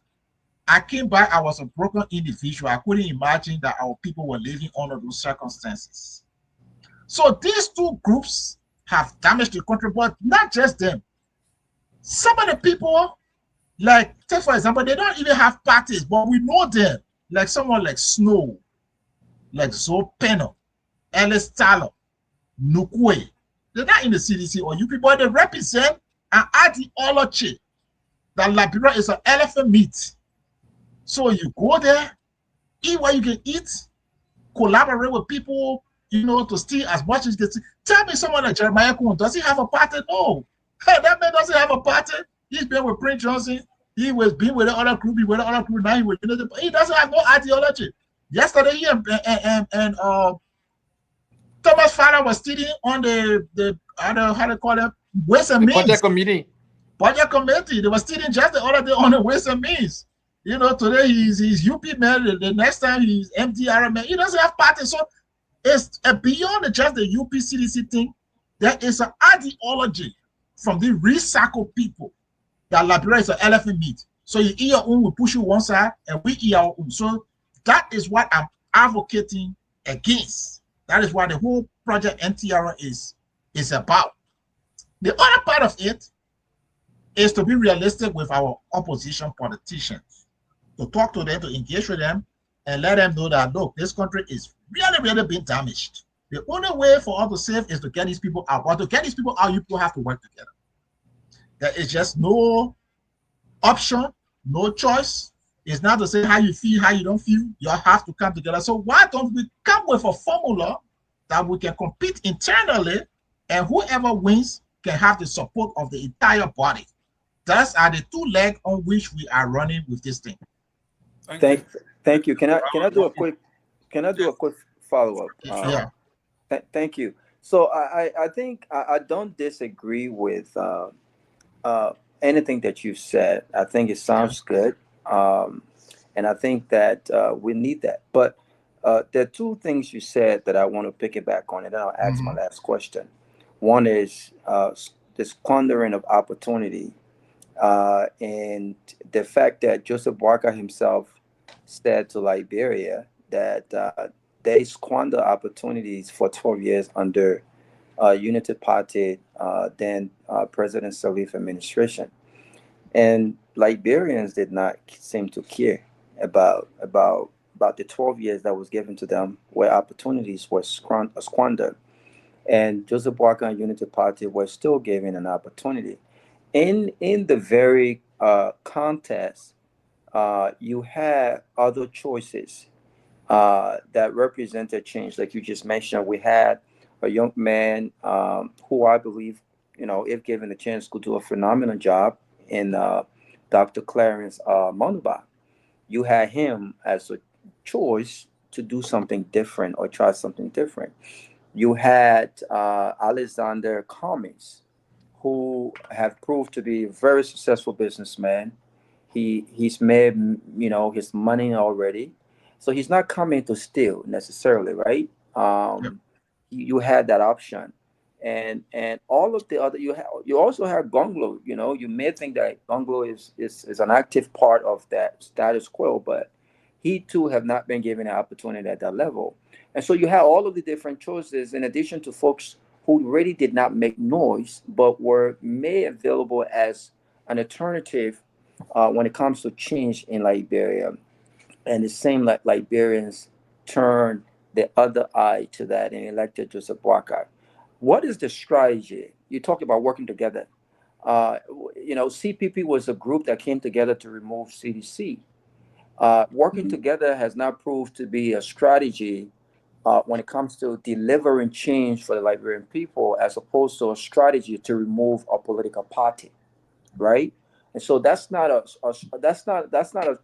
strategy that I would support, rather than one that is based on fundamental ideas, ideology, and with the lack of political institutions, it's kind of difficult to just bring a whole group together to say, you know what, the focus of this group is to remove these guys, rather than the focus of this group is that we align when it comes to our country on patriotism and all of the different things, the ideas of change. So what is the strategy outside of just meeting these opposition leaders, educating Liberians about what change means? What is the actual strategy of the Project NTR to achieve change outside of the norms that have not proved to work over the years? Okay, so firstly, we have a 5-page paper that kind of spell out detailed strategy. So I probably wouldn't go all into it. But let me say this. Coalition politics works. When we come together, it's not always that we will have a full merger of ideas or ideology. Like right now, we are saying exclude the UP and the CDC because they are wasted. Okay? But the real problem, I want to believe, is not the lofty ideas. The real problem is the egos and the means. For example, if you go back in history, why did the CPP break up? Because the Bwaka people felt that quote unquote commies have money and coming with bribe delegate and all of that. So the mechanism surrounding who to elect is how things broke down. Yeah, but not to interrupt, but I think my question is not to interrupt, but I think my question is you're emphasizing a selection process, which goes to my point of the idea of just coming together as a group without the political structure. For instance, communists demanded to go to a convention, a preliminary, right, where the folks within the CPP can elect who becomes the political nominee for the CPP. But because of the ego and because Joseph Boaga felt like he had more of a leverage over Cummins, he already was entitled to becoming that standard bearer of the CPP. So again, my question is, outside of the norm, it has not worked because we talk about the ego, we talk about self. But it has worked in other countries. It has worked in other countries. But they have worked even in Liberia, for example. We have won the election, right? And we have won the election. We have won on the back of a coalition, right? Yeah, no, but they have political structure. We don't. That's what I'm saying. So what is the strategy to formulate? Yeah, so what I'm saying, we have a formula which we have detailed in our proposal to get them to work together. But we want to, because we don't want to determine the rules like beforehand. We want to determine the pitch first. This is what we want to play on. Come on board. Let's talk about. Because we know that the bottom line is we have to determine a strategy to elect. And that's what if we follow the CPP, that's how it broke down over some Waka felt that he had a God-given right to be a standard bearer and what have you. So that's what we are thinking about. The fact that it hasn't fully worked in Liberia, but it has been working in a lot of other places where people, like for example, recently in Senegal, a party that had never before held power, that were made out of activists, took power. If you follow the election in Senegal, if we go across the ocean in Argentina, there is an activist that never won election, that put a hush-push coalition together, and he won the election. And he's running Argentina and instituting radical economic reforms. But if you look at our paper, we emphasize constitutional reforms, institutional reforms, and governance reforms and accountability. So we already put together the basis for the collaboration. Okay, and if you are fully engaged, I believe if you were to succeed, then you are in a better position to demand that, look, what we said to you was written down, we made it clear to you, we demand result. But I want to believe the opposite has not worked either. The opposite of a coalition or coming together, right? And I take you back to Taylor times. There was a coalition with Tipote and Baka Mafia and other people. I mean, Jerome, you know that, right? Yeah. Yes, it broke up. When that kind of coalition breaks up, the first thing that goes away is confidence. And once people start lacking confidence, they're not able to follow the group again. So it happened in 97, and when Marcel Shalif won, it happened. And even we had lost repeatedly until he forged a coalition with UP. I mean, not UP, MPP. We don't know how much MPP happened, but we know that he didn't win until he forged that coalition. So it's very simple. We can go into details, but even if we start with a formula now, that formula will be revised and revised and revised. So we can agree on the general principles. And on the basis of the general principles, we can fine-tune what the strategy would be. So we have that document. It's available. We hope to come up with a website separately. For now, that document is on our Facebook page. But we definitely will be coming with a website where all these documents will be in. And we are hoping that we will talk to more reasonable people and say, look, country can be damaged. Haiti, Eritrea, South Sudan, Somalia, Afghanistan. So do not think that Liberia cannot be destroyed. These people are on the path of total destruction of Liberia. We have to put everything else aside and get together and start to think about what do we do to stop it. And that is the project, and that is the conversation that I'm trying to engage. One of the things I'm trying to do is to not make the thing overly scholarly, because I want a lot of young people. I want a lot of youth. So we don't want to engage in too much, well, I don't know how to call it. Too much bulk. Yes. So we want something simple. You can see the name NTRR. We flash the red card. You understand what it means. If you squander before, we don't want you to squander again. Pack your Satoka and go. If we do it like that and have some young people excited and create excitement, I tell you what, we want to create a momentum. There is something, look, we got to go back and understand why Bwaka won. Bwaka won because, one, I said he wrote on the back of the goodwill of the CPP. But the second reason is that he had Costa over there for 6 years, drilling into the minds of Liberians that the only available person was Bwaka. 6 years. Do you know what 6 years of constant, continuous bombardment of Bwaka name does? So, we want to bombard the Liberian people. In fact, I call it shower. We want to shower them with anti-Arab. Keep it in the slogan, make it a slogan, make it fashionable, make it stylish, let the young people come to it. You know, if we need to get some young girls to, you know, wear our t-shirt, you know, and post, you know, but let's get it into the mindset that when people squander opportunity, don't get, and we're not talking about just elective office. For example, my girl is my good friend. I mean, we went to school together. I participated in his wedding, but my girl is a criminal. He was given an opportunity to serve the country. He stole and stole and stole until the U.S. government put him on sanction. You take that man and make him senator. Tell me, for Christ's sake, what are you going to get out of that man? So that is what we want to instill in Liberians. You can read through Jeremiah 100 times. You're not going to get anything better out of him. He's just a criminal. Thank you. And that is what we want to educate our people about.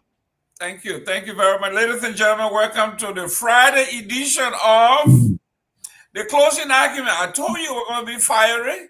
No holds bar. He's calling names, and he's not taking any prisoners. No. So here we are. Let me welcome Mr. Anthony Gay Sr., our incoming senator for Grand Gide. So Zopena got your name on his wall. Zopena already know my name. Okay, welcome, sir. Thank you. Good evening, Mr. Freeman, and good evening to the rest of the panelists. So I heard what you said. I have one suggestion, because the reason why I want to give this suggestion is because we have tried it, but on a local level. instead of looking for a group of political parties to work together, here's what we did. I think in 2020, we lost the senatorial seat to Zopenon because there were 2 candidates from the diaspora from Grand Julius County that were already in the race. And we tried to reach out to the other candidates and say, when we go this way, Zopenon will win. Let's come together, let's collaborate. And he said no. And Zopenon won by 2,000 votes. Total votes Zopenon had was 7,000. And so, may his soul rest in peace, the late Ira Malasin Guian, when he was running for the vacated representative seat of Zopenon, CDC, he's a founding member. He was a founding member of CDC. CDC did not pick him. CDC picked Jeremiah Kuhn. We here in the diaspora created a pilot project to scout candidate in the race and pick one candidate. We raised the money and we sponsored the candidate, and I served as the communication director for the candidate we picked. What we did then was we knew. Who was the candidate? Ira Madison Guian. Okay. We knew what we were looking for in the candidate, what criteria, meet our ideology and all of the different things. And we picked that candidate and we supported that candidate, and the candidate won. Unknown to the candidate until we announced to the candidate that we have picked you based on all the other candidates in the race, right? We did all our assessment and everything, and we picked that candidate. You guys can do same, right? You can look at those names that are already obvious now. And some of them have ran twice, some of them have ran once, some of them anticipating to run. Given the current circumstances of Liberia, your group can pick that candidate and promote that candidate, because this collaboration thing, and you spoke to it earlier, will not work because of ego. Because of that thing in Liberia, oh, you met us here, so you got to wait in the line, right? We are looking for individuals with the competence, the technical know-how, the willingness to work, and with great characteristics that can lead our country. It's now somebody who's been in politics for 10, 15, 20 years, right? So that aspect will actually work, because in Liberia, we have not practiced this where people go to primary and elect their standing bearer properly. All the other primary that have happened in Liberia, including my own party, the ANC, have always been ceremonial primary. Let's just be clear cut here. No one political party in Liberia have really conducted the kind of primary that we have seen in the United States. Let's just be fair here. You understand? So that process of, oh, y'all work together kind of thing, people will start sticking side because they feel as though they closer to John than, Paul, the kind of thing. It will not, achieve the purpose. So I want to suggest to you that you guys create this pilot project where you scout all of these candidates based on the criteria that you guys have already outlined, what you look for in the candidate, and look at those presidential candidates who best suit your criteria. You throw your weight behind this person and support this person publicly. Don't be afraid, because you have one goal: a better Liberia. Right? We did that for Europe. CDC spent a lot of, mind you, CDC was in government, they were in charge, and we were in government, and we challenged CDC. I used to be on the radio twice a week in Grand Julius County, and we defeated Jeremiah Soka, who is now the current representative of District Number 1, who replaced Ira Malasin Guian. So this process has been tested. We also supported Tomalin Nimle and won in Grand Julius County again against a CDC city senator. So this thing has been tested twice. We from the diaspora have picked a specific candidate and said, we're going to support you. We raised the money, and what we did not do was to dictate to that candidate. All we needed to do, collaborate with us. We share ideas with the candidate. Come clean. Don't hide anything. We vetted these candidates, and we picked the one we thought that would win. We did it twice. We've been successful. We can do it on the national level, guys. And that's what I want to suggest that to your team. A good question for you real quick before I go to Victor. 1 minute. Question. Can I just comment briefly on what he said? Yeah, 1 minute. Let me go to Mr. Gay. Mr. Gay, those candidates that you sponsored or you supported that won, what other performance criteria, or did you do any performance evaluation as to how they perform and how their performance impacted the people positively? What Absolutely. standard? May his soul rest in peace. Era Madison Guion. Great question. The first 6 months of Era Madison Guion, Zopen was on ease. Zopen was on ease. He was like, oh, they make, he have taken the glory from me. I mean, he was singing everywhere that he was on ease, because here's what the late Era Madison Guion did. First and foremost, he promised the people that he would give half of his salary, because there was not enough in the country development fund in the meantime until he was going to work on something. And he went in the first 6 months, he counted the money cash down and gave that money to the people. It's on tape, right? And gave the money to the people. He also worked on getting, transformers for the rural communities that were not connected to electricity, that have electricity, because the CLSG line passes through Grand County as well. So they have 24/7 electricity. It's not like Monrovia, current come on today, no. So, I mean, he started reaching out to the regular folks, right? And you can call Grand, you can do your own research. You will hear that Era Balancing, even though he have a very short time, because, he passed away from a brief illness. But trust me, he was the guy that everybody was very happy with. Even when they have a talk show, the positive feedback from the callers, from Grand County, the callers from the U.S., I mean, out of the good news, you can, do your own assessment. Great. He served for a very short time, but the positive news was just great. Excellent. Mr. Wonder, I don't want our other panelists to be spectators here. So give me 1 minute. Let me go to Victor. Victor? Yeah, I'm more supportive of what he said anyway, but... Okay, we're coming to you. We get time. Victor, maybe you have an idea here. You have a question for the honorable here. Some people are texting me that he's a politician. He ran for president or vice president before. So they think he has a vested interest in this. So my question to you is, maybe you can help him out here. If you wanted to get rid of Snow, let's say the whole 15 are going for election, right? How do you give Snow a red card? How do you get rid of him? How do you do that? I mean, you got an NTR now. We're going to gain the NTR. We say, Snow, time's up. It's time for you to go. How do we do that? How do we get Snow? Because Snow was on here. He told me already, I may go to Riverside to run. So here you are. Mr. Freeman has already have it. His deck of red cards ready for him, and he's number 1 on our list. You gotta go.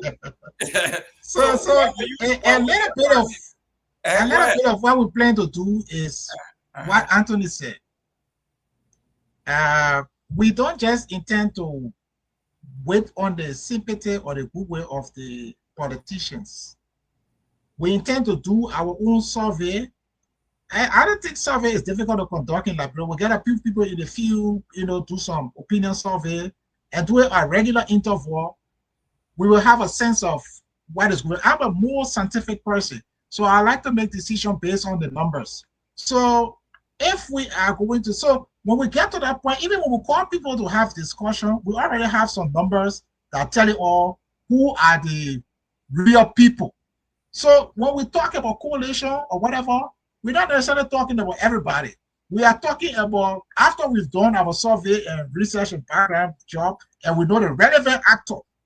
Because if you have 2 relevant actors, you don't want no 2 or 3 persons going in the same race. So if you want to get rid of Snow, for example, and you have done a survey on the ground, and you know who are the people, then you can now, the relevant people, and talk to them and get 1 person out of that arrangement.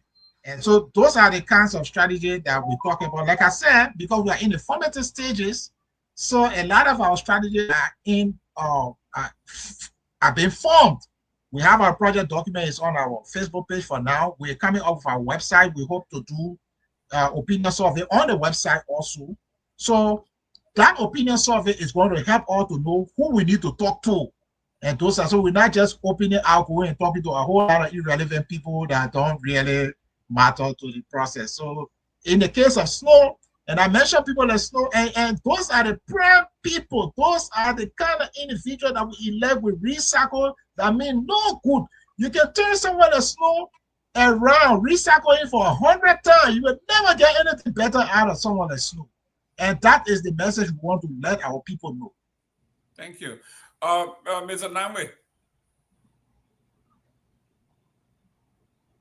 I'm sorry, I was muted. Yes. Yeah, I mean, I like some of the points that Mr. Gay is advancing. I indicated to Councillor here that I was wondering, you know, what concrete measures he was contemplating to push this message. So that could be one of the ways he could do that. But I would just wanted to ask you, Councillor. I was reading up on the last piece you wrote, and I believe we'll talk about your call to rewrite the Constitution, which I disagree with. But in the piece, you calculated around at least $750 million that has gone to waste through the NSA and other dubious, unauditable government institutions between the former president and the current president, just within the space of 8 years. You know, less than 8 years. It's a staggering amount for a country, you know, that, you know, is looking for money all over the place. You want to talk about that briefly, please? You know, for those who may not have read the piece that you wrote. Okay, so thank you very much. And let's start with the NSA, or let's say the money used for covert operation. This is public information I took from the central bank audit. I just collected that data from the central bank because, you know, when they do the audit in the background, we'll have the data there. So I harvested that data and then run it through the software to separate them. And that's how I discovered that at least 178 million was taken out in covert operation, about 120 for NSA, and then EPS and other agencies. But all of them were classified as corporate, so they were never accounted for. The 750 million is from 2005 to present. Money that have gone to the national legislature that they have never been audited one single day. Because I know they say they did some system audit, but under Liberian law, we don't have anything called system audit. We have financial audit, we got special audits. We don't have system audit. So a system audit, as a manager, you want to do it to inform you how to run a play, that's fine. But under Liberian law, financial audit, special audits. It's in the GSE law, it's in the PFM law, and what have you. So the national legislature said they're doing a system, but we already got system. The law and the institution are systems. So if we have a PFM law and we have the Ministry of Finance and the Internal Audit Agency, then that's system. If we have a GSE law and a GSE institution, then that's a system. So the national legislature should comply with the system instead of telling what they want to do system audit when we already got a system in place that is supposed to be complying with. Do you know 750 million without audits? That is why someone like Jeremiah Kuhn is a rich man. Someone like Tomalin is now building police station for us because they are playing in that 750 million without accounting for it. And so when they get through and then the family is satisfied, then they take peanuts, they take crumbs, and they give it to the Liberian people and say, "You're clap for us." So the real problem is to audit the legislature, not just yesterday and today. It should go by at least 6 or 12 years. Because some of the people who are supposed to explain, they are still available. Like, for example, buffer chambers. If we go by 6 years and there are issues that are not clear, buffer chamber can be called to clear up. We still have the speaker that was removed. He was deputy. Tomalin is still here. I know it because I know these guys will pass budget, then they will form their own companies, and then the company will implement the budget that they pass. And that's how you see Nukwe And on a polo, let me just tell you one fun. Somebody said I ran as I didn't run as president, I ran as vice president. So we're having a debate in Kakata for the vice president. Who now? You gotta say all that to who? With Oscar Cooper. Okay. Oscar Cooper as an independent. Okay. So Nugwe never attended the debate. Why were Oscar dividing money? Why were in the debate hall debating on the future of Liberia? Nugwe did not attend the debate, but Nugwe or Oscar, he was dividing money. After they had the $500 notes, he had so much of it that they were calling the $500 notes Nugwe. Just imagine the $500 Liberian notes were called Nugwe. Councillor, can you please speak a little bit, if you remember, to what the statute of limitations says about these audits? Because I'm hearing, for instance, the current LACC, they can't go beyond a certain limit, to call in people who may have committed, economic or financial crimes against, the state. I think it's a limited, because, in law, there's something we call limited view and expensive view. Mm-hmm. If you choose, if you don't want to act, you can take a limited view of the law. Right. And if you want to act, you can expand the meaning of the law. After all, why they have the course? It's the course that will tell us what the law really said. So I can take an expensive view, like for example, Trump is not taking a 1762 law and using it to operate. Those who don't like it, you go to court, and the court will tell us, what the law really says. So what I learned is that statute of limitations start to come when you discover. When you discover the fraud, then the statute start to come.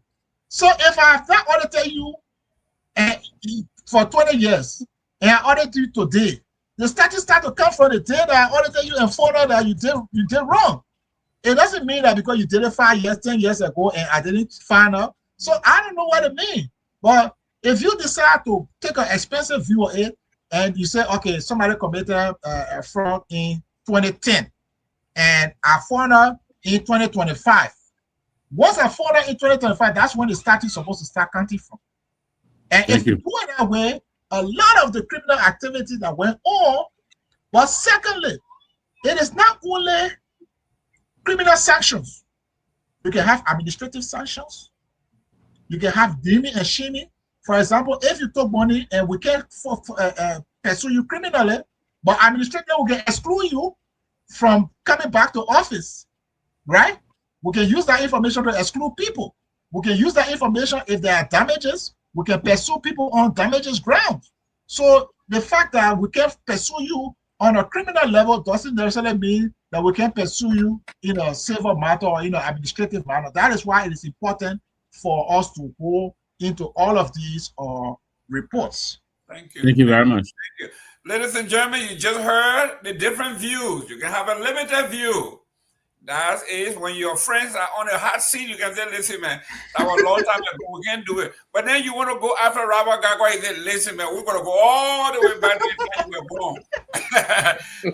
Mr. Gongloe, come on here with your limited view or your expanded view for the land. Well, I quite agree with Anthony Freeman.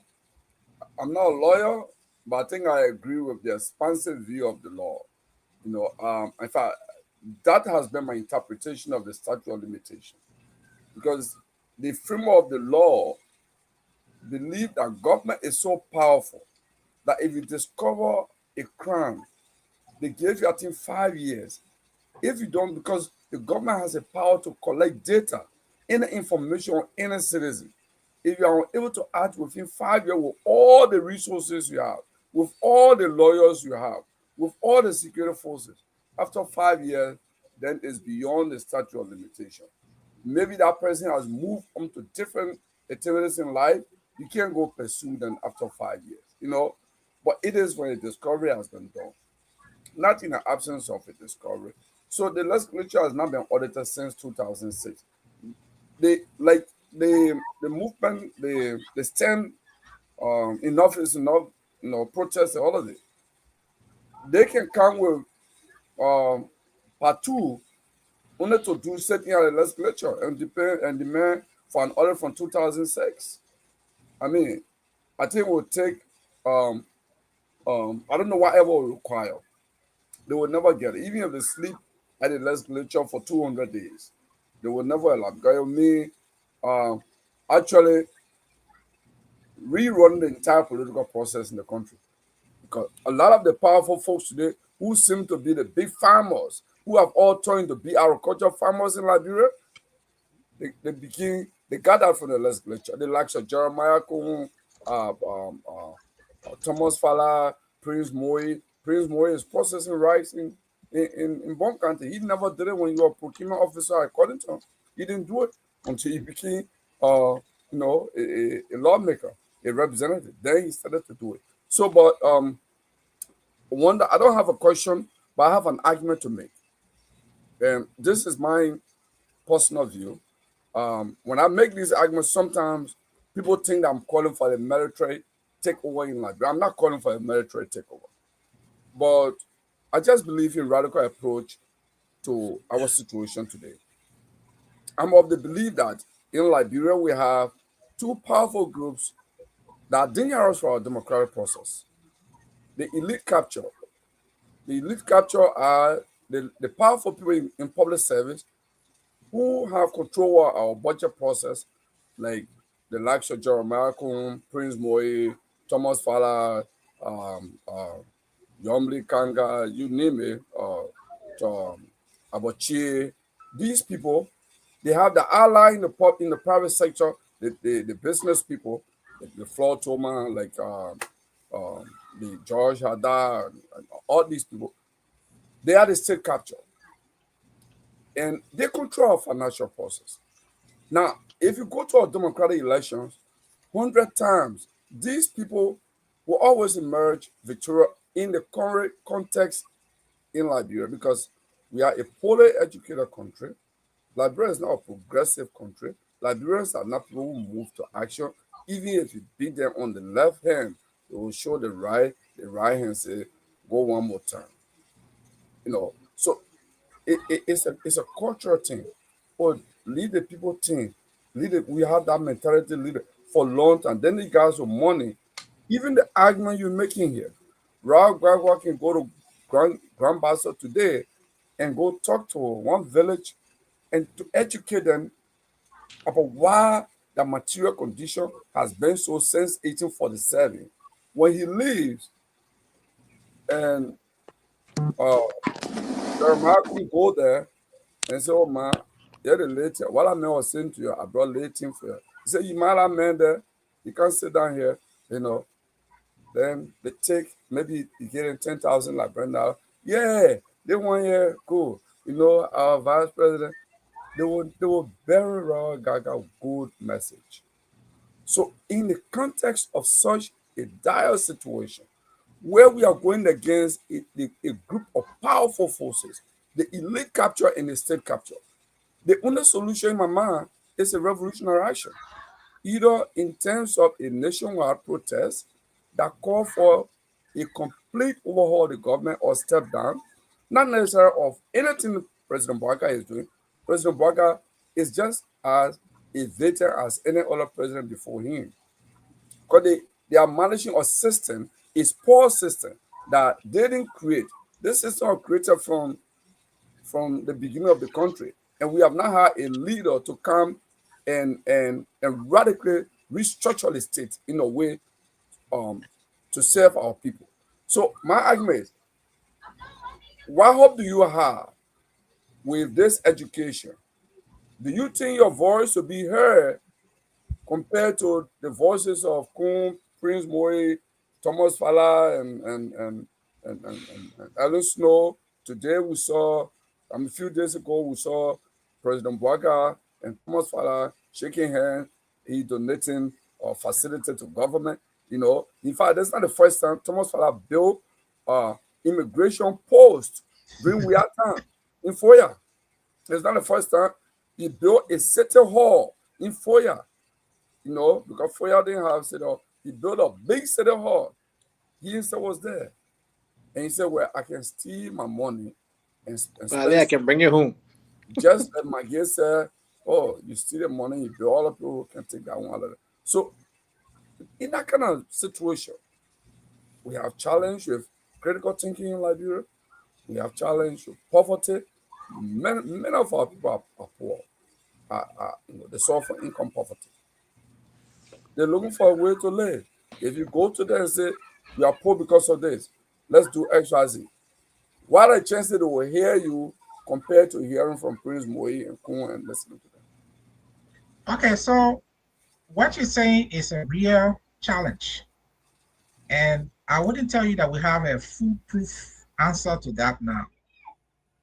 But we will explain a little bit of what we think.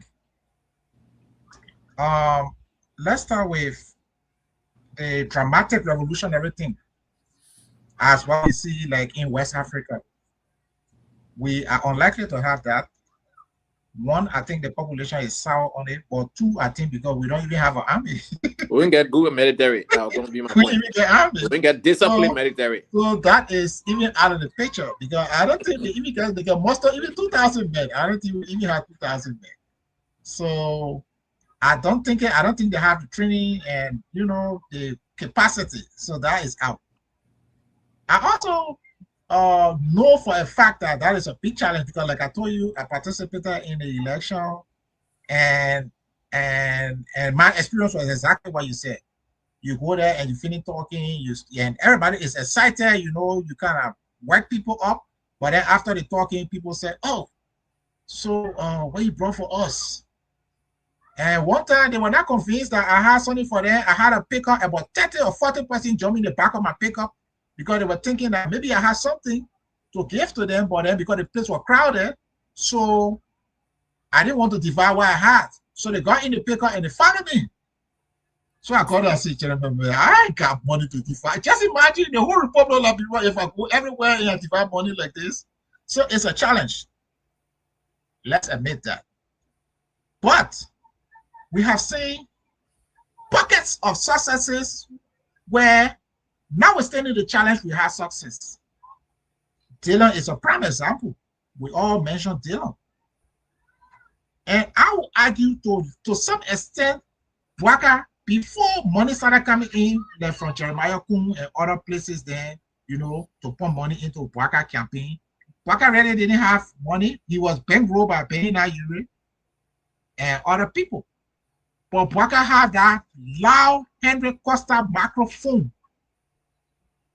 that he was using for 6 years, constantly, repeatedly. Look, let me tell you, human being, if you tell them the same thing over and over for 5 or 6 years, they are going to believe it. So he had that. And with that anticipation, because the momentum was building off of the CPP, and people were excited about the CPP. And when it broke up and the demonized comments, that public sympathy shifted in the direction of Bwaka.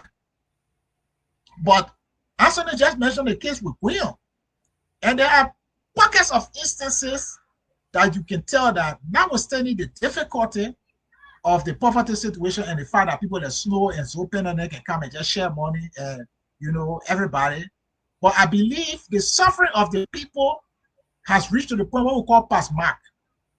So it is possible to create a revolution. The only thing, I don't feel that revolution has to be dramatic, like a military takeover, or dramatic like a Burkina style where they chase out or they burn down the parliament, all of that.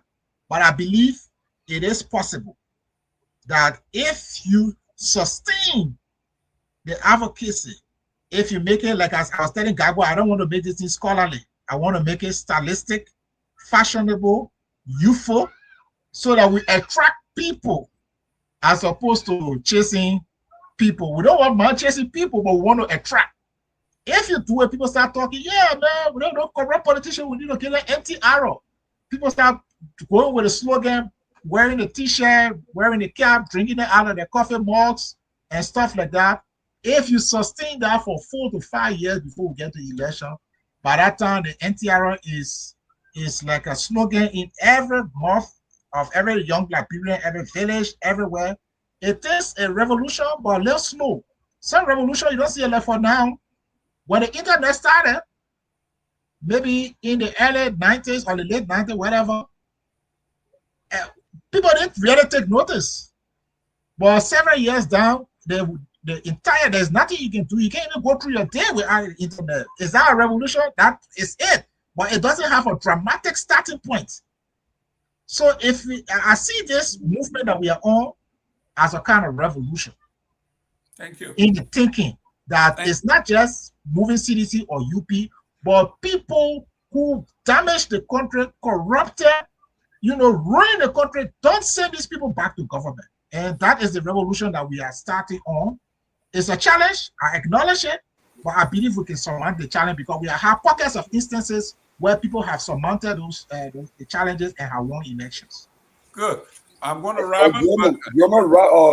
Anthony is in the bar. He keep putting. I don't know. You are meeting people, but yeah. Let me call Myean. Let me see where Myean is. He's watching, but we have a book here that I keep referencing because I read part of it already. It was referenced by Ms. Kamara, Confection of an Economic Hitman. You have to read a book or just read the excerpts from the book. And then the one that I recommended, Corporate Elites by C. Wright Mills, Professor C. Wright Mills, the thinker from the University of Wisconsin by way of Columbia University. You have to read one or two of those books. But one of the things that we have to look at before I go to Robert, I want you to include that in your thoughts, is this thing that is called trucking, where people who own a lot of money go and bring people from outside the district. So basically, people who live in the district have no say-so. You bring 20,000 people from Birmingham, from everywhere else, you bring them into Grand Bassa or somewhere, and they vote. You don't owe those people anything because their voices mean absolutely nothing. Legally, how can we get rid of that? Before you go to that, let me go to Robert. Robert, go ahead. Thank you. So I'll let the legal expert answer that. But I do know, again, I think perhaps part of how we get rid of that, Mr. Gitman, is, again, ensuring that our politics is grounded on structure. I think we don't have to, yes, we have NEC, but the political participants, I don't think for many years have really cared about structure and all of these different processes. And so until we fix that, it's a systemic concern. And until we address that, you will continue to see people who have money, which is not just unique to Liberia, it's an integral part of any campaign. You will continue to have folks who have money feel as though they can step outside of the standards when it comes to these districts, and the importance of not bringing folks from outside in to vote that may not have any say in that. But before I ask my last question to Mr. Freeman, I want to again respectfully disagree with my uncle Gongloe. And I stand corrected, right? Because I'm still learning. I'm still relatively a kid. But history is a good part of what helps us get to what we want to get to. He keeps talking about this revolutionary process, and one that calls for radical change, one that calls for the step down of a particular president. But haven't we had that before, Mr. Mr. Gitman? We had revolutions before. In fact, the end result of those revolutions that were militarily focused led us to the massive destruction of our country. And I believe every time you have conversations about these revolutions and these militancies and folks coming to overthrow government, because of whatever the issues were, they did those perhaps without any serious plan with regards to what's next. You go in the streets right now, you put a bunch of folks in the streets, These folks are not even educated on what the revolution is about, but their industries, right? You put them out there and you start to say the president must step down 15 months or 2 years into his administration where he was democratically elected.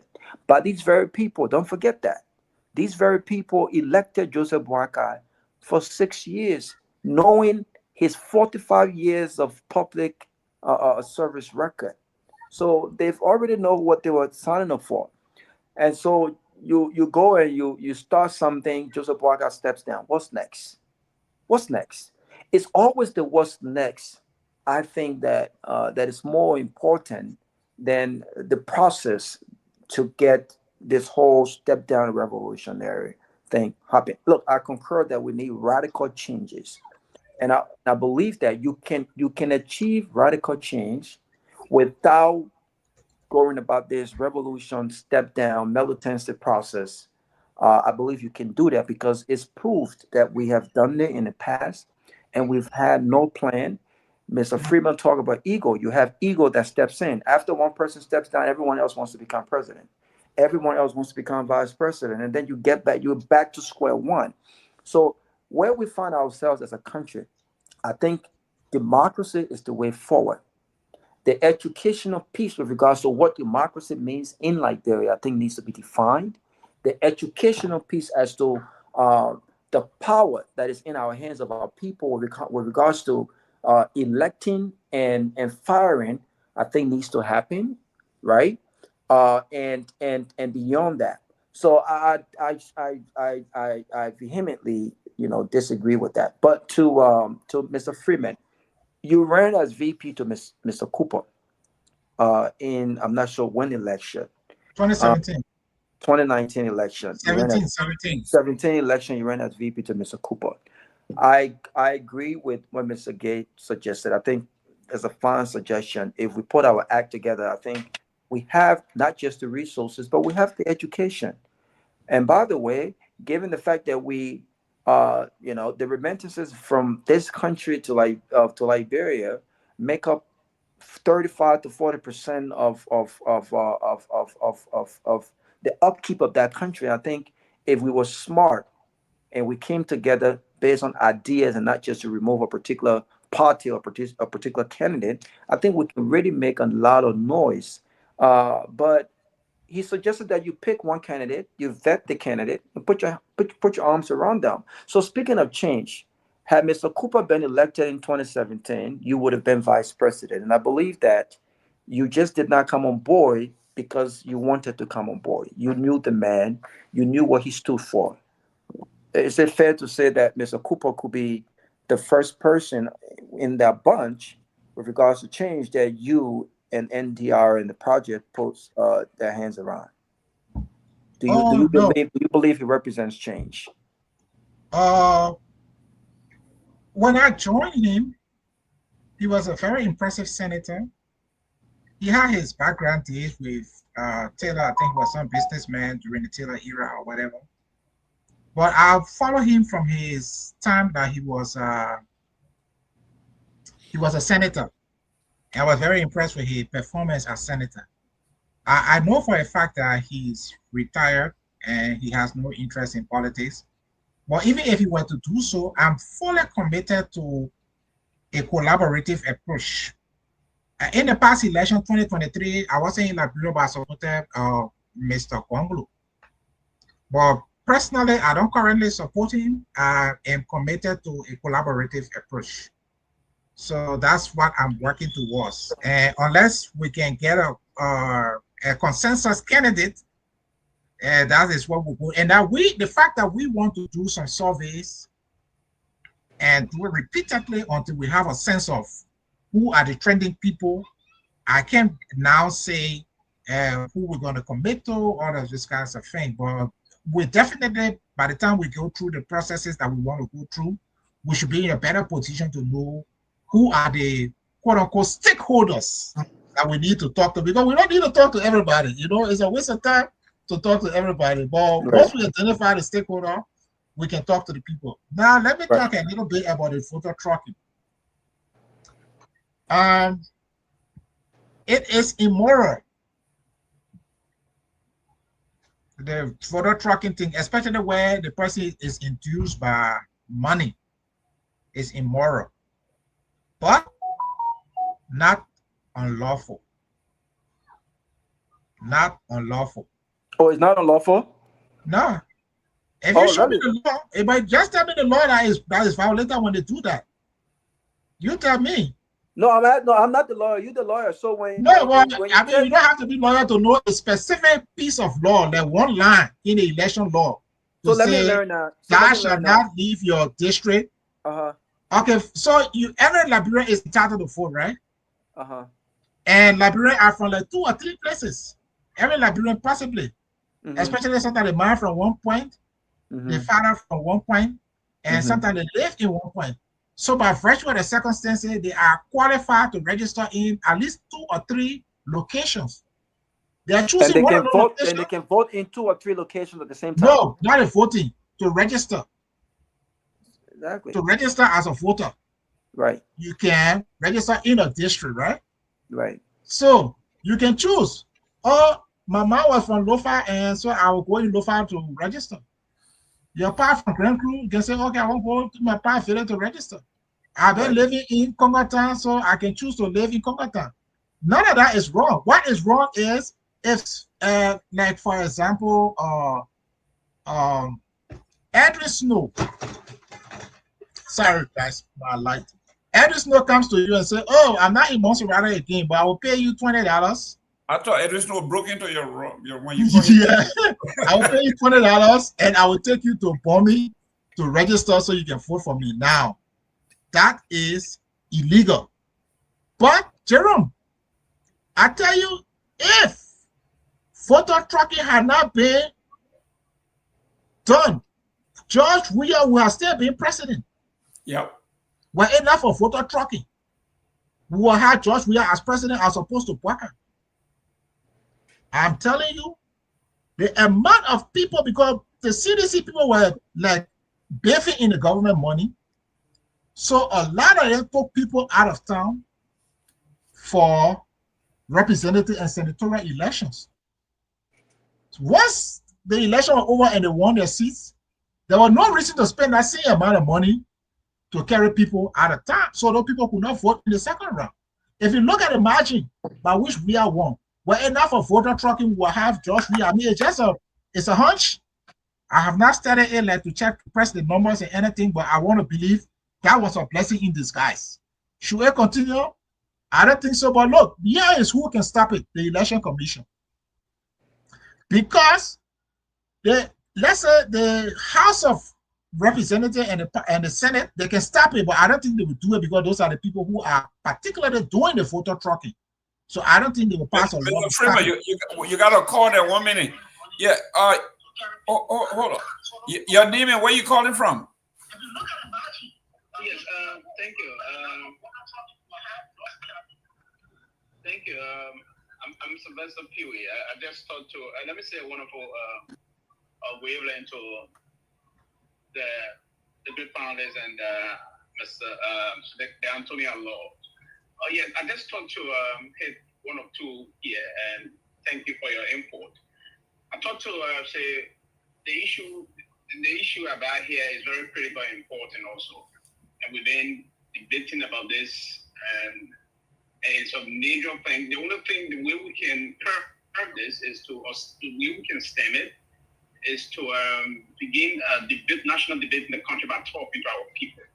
That it's important that you register and vote to your constituents. It's very important. But the legal aspect of it is that every Liberian citizen is entitled to register any part of the country and vote. Every Liberian citizen. So actually, you're right about that. And so there's no law in the election law. Even the revived, the amended 1986 election law, if you have to go into it and the revived one, the amended one rather, there's actually no portion of it that is talking about talking is a violation of the election law.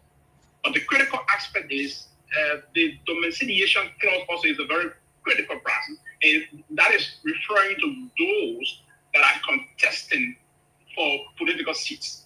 And there where you are just talking about Snow and the rest of the other folks. Now, if Sylvester Pewee lived for example, I currently live in district number 11 in Dixdale. Now, if I want to move from that district to another district, I may have domicile in that district in the period. That's the debate now. The domiciliation clause is very critical towards what we intend to do, but not about those that are going to register to vote, but those that are vacillating, or not even vacillating, or migrating from one district to the next, because they believe that this time around, if they were to contest in the electoral district, it is difficult to win, so they found the migrate to another county or another district. So that's a very serious debate, and I believe that it has to be a national conversation that we can collectively push and educate our young, particularly the young people, because most of those are truck predominantly are young people. So how can we navigate this debate, and that we try to stem it, if not completely eradicating it, but we can stem it significantly where people will vote in where they have a stake. And the last thing I want to talk about, you mentioned this issue about we don't have system, there's nothing but, so there is something about the system audit. Remember, we have the Supreme Audit Institution on first and since we came up reviving the 1972 executive law that created the General Auditing Office. The Auditor General, I can't quote the right section, but the Auditor General got the right to put into place those measures of audit. We no longer have the auditing office, we have a Supreme Audit Institution. So the GSC is a Supreme Audit Institution, so the GSC can put a system. There's a system audit we can do, continuous audit, financial audit, and system audit. So I just thought to provide this information. I didn't know some of these I went to the law, and when I worked with the GSC, with the governmental affairs department, the governmental affairs analyst, we went through these things. So yeah, the Auditor General got a lot of responsibility, Council, to do this. And so yeah, so the system. So the reason why they put into place they determined to do that in the audit and Supreme Audit Institution is when we started the country, when we started to reorganize the country after the devastating civil crisis, there was nothing basically in place. So the legislature at the time could not be audited. When we sent the engagement letter, before the engagement letter went in, the Auditor General determined that there's nothing to audit in the GSC, so we needed to put first in and put into place a system. And that system started. That how the system audit went on there eventually. But now, after the system audit, there's a preparation now to begin the financial audit and continuous audit, right? So it is within the PFM and also within the GSC, the act that created the GSC, in the amended portion of 2014 also that gave room for most of those things. So yeah, there's those tender, but we can have a national conversation on that. That's why I'm very key here, particularly the issue of trucking. Trucking is not a good thing, because what it does, I will end here, what it does is that it allows those that don't have a stake in a particular constituents to take decisions on behalf of the people. And that is tantamount to, and I like the way you refer to it. So it's a moral issue, but it's also kind of national calamity that breed underperforming and malfeasance. So I think it's not a good thing. And so thank you, man.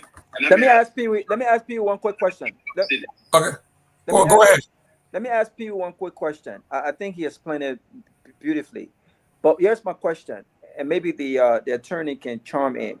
If it's a constitutional matter, I think he stated that the only folks that can change it, trucking that is the NEC. If it's a constitutional matter, then how can the NEC change it from a legal perspective?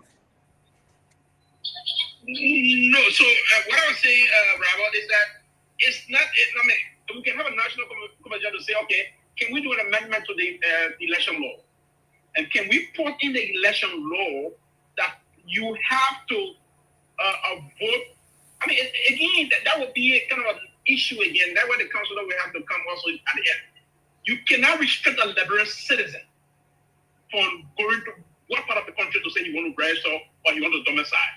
Now, the conversation, national convention I thought we said we can have is not about constitutional issue. It's about educating the people, Rawa. For instance, Rawa is going to grandfather and talk to the Basel people that he ought to put in particular area, different than the whole district. Don't leave from here. Somebody should not pay you to go different places to register. Simple. That's the kind of a national convention we can have right over that. But legally, it's not a violation of the law. Actually, it's not a violation of the law. Okay. But it's a moral issue that we have, and again, it was moved to make someone to not. Let's say I'm waiting in this place, taking the vote in process. And when I finish, I get time for 80, and the men I voted for started to do terrible. Right. It's a national convention route I think we can have. It's not a legal issue actually because there's nowhere in the law about it. But if you want to restrict it, then that means you are restricting Liberian citizens from freedom of movement and association, because this should not be restricted as per the constitution of our country. So that's the speaker issue, because you cannot restrict it to say you want to do it to let's do the law on it. That means you restrict the Liberian citizens. So it's a problem. So Thank you. By having a national conversation. Thank you. I personally don't like Mr. Nangwe, I don't like trucking. I think people who are in a particular district should be given an opportunity to register and vote in that district. If I have a connection in Bassa and I live in Painesville and I live in a particular district in Bassa County, I should be registering and voting in the district where I reside and not where other people reside only because I have a connection. I mean, I think that's something we definitely need to talk about and fix. I agree with you, Robert. It's just that it would be difficult. Like the counselor said, it's not illegal, it's immoral. I mean, it's immoral. If you don't live in an area, I think you should be conscious enough, have some conscience and say, you know what? If these people need a hand pump here and I'm not here, I will not feel it when I don't live here. So I shouldn't come here to help elect someone who may not be interested in addressing their needs. That's right. Councilor, what's about the citizens rising up and say, this busload of people who are coming who don't live here to register in my district, we're not going to allow them to register. Can we do that? No, you start war. Okay. First, let me go back on what I was saying with respect to who can make the changes. So, if it is the national election law itself, it is national legislature that should make that change, because that would be a statute. And the legislature, they make statutes. If it is a regulation, and I believe the National Election Commission is empowered to do regulation. So for administrative reasons, they can make it more difficult for people to switch from where they live. For example, the qualifying basis for registration, they could make it difficult for people to move from where they generally live to go. Let me tell you, the problem in Liberia is when the typical Liberian government worker goes to work, it is not to think about what to do to improve the system. It is, what can I get for me and my family today? What can I eat? When the policeman go on the street, what he think about is what can I eat today? What I will chop. But the election commission, if they know that voter tracking is a problem, they can look at the regulations they have, the administrative statute, administrative policy, and they can, for administrative reason, limit and restrict people's ability to move here and there. But they're not doing it. It's the same reason why during election, money comes from anywhere, everywhere, and they just spend it in the Liberian election. Nobody knows what money. In fact, the people can even publicly say they took money from abroad. Election commission can open no investigation because they go to work every day. They think, what they chopping here for today? That's all. The other thing I wanted to mention quickly, and I want to push back on what Pewee said. Pewee, if you work at GSC, you should tell specifically what act, section talks about system audit. Because from what I know, the GSC Act, the only two audit mentioned there in section 1.6I is what they call regularity audit or what they call statutory audit, and B or 2 performance audit. So I want you to go back in the GSC Act and come back and tell me where in the GSC Act they got system audit. That system audit is designed by corrupt individuals who have decided that they will not be accountable. They corrupt the system and they say, oh, we don't have system, so we'll do a system audit to put a system in place. No, what is a system? The laws that were passed is part of the system. The institution is part of the system. Are they telling me that when you receive government money, you don't know that there's going to be an audit? Don't you know that there's supposed to be a monthly, a quarterly, semi-annual, and annual report? It's in the law. So how can you tell me that you don't have a system? You have a law, you have the Ministry of Finance, you have the GSC, you have the Internal Audit Agency. So what other system you want? So the RTF, the government already got system. But when people steal and they corrupt the government money, then they say, oh, we don't have system. Then you shouldn't be telling all about system, because when you go to finance, as finance is giving you that money, the financial law was established from 1972. It was revised in 2009. It tells you all the different reports that you're supposed to file. You take the money, you spend it, and you blow it up, and then you say, oh, no system. So I need to put system in place. But what happened with the law that you was supposed to follow? So people come back and tell me where in the GSC Act there is a mention of system audit, or where in the PFM Act there is a mention of system audit. I challenge you, because I know it is not there. Under section 1.6 I and I2, there is only statutory audit and performance audit. There is no such thing as system audit. Thank you. Well, ladies and gentlemen, we have gone past our time. It's 8:05. We're going to ask our guest to give his party comments. So we are. Can I just ask the councillor? I'm sorry to cut in. If, yes, as you're leaving, just talk to us if you can, maybe in 1 minute, why you believe there should be a complete rewrite of the Constitution as opposed to an amendment. If you can put that in your closing. Thank you. Okay, so it is more of a strategy thing than a substantive thing, because the historical experience under Madam Salif, when we presented the electorate with 4 or 5 points, ballots, I think they just answered one of the ballots, and the rest of them, they didn't really care about it. And that's how Liberia people vote. Even if you follow the election, it's either UP or CDC, it's either MPP or UP, it's either A or B, 1 or 2. Even under Myean, he put about 6 or 7 articles, and by law, he's going to put it on separate ballot. If you get the average Liberian citizen 7 ballots, they're going to vote on 1 or 2, and the rest of the other one, they're not going to be bothered. So if you have very important changes, it is better you put all the changes on one card, and you only ask the Liberian people yes or no. Do you want these changes? Yes. Don't you want the changes? No. But if you tell them, yeah, 10 articles, we want to change Article 1. This is what Article 1 says, this is why it doesn't say Article 2, and you make it 10, I can guarantee you they will vote on 1 or 2. And the rest of it, they will ignore. And we are in a situation in Liberia where Liberia needs a lot of constitutional changes, several of them. And we can't afford to just do 1 or 2. So in my mind, if we got 5, 6, 7, 10, put it together, and when you present it to the population, only ask them, you want it? Yes. You don't want it? No. That has a better chance of passing as opposed to giving them 10 ballots and asking them to decide on 10 issues. It is not going to pass. They will pass on 1 or 2, and they will just ignore the rest. So it's more of a strategy. Thank you. I mean, makes a lot of sense. Thank you. If I just want to make 1 minute before if your schedule permit, I'm going to call you. We are contemplating discussing legally. I call it the hijab gate. We are talking about, like today now, on the front page of the paper here.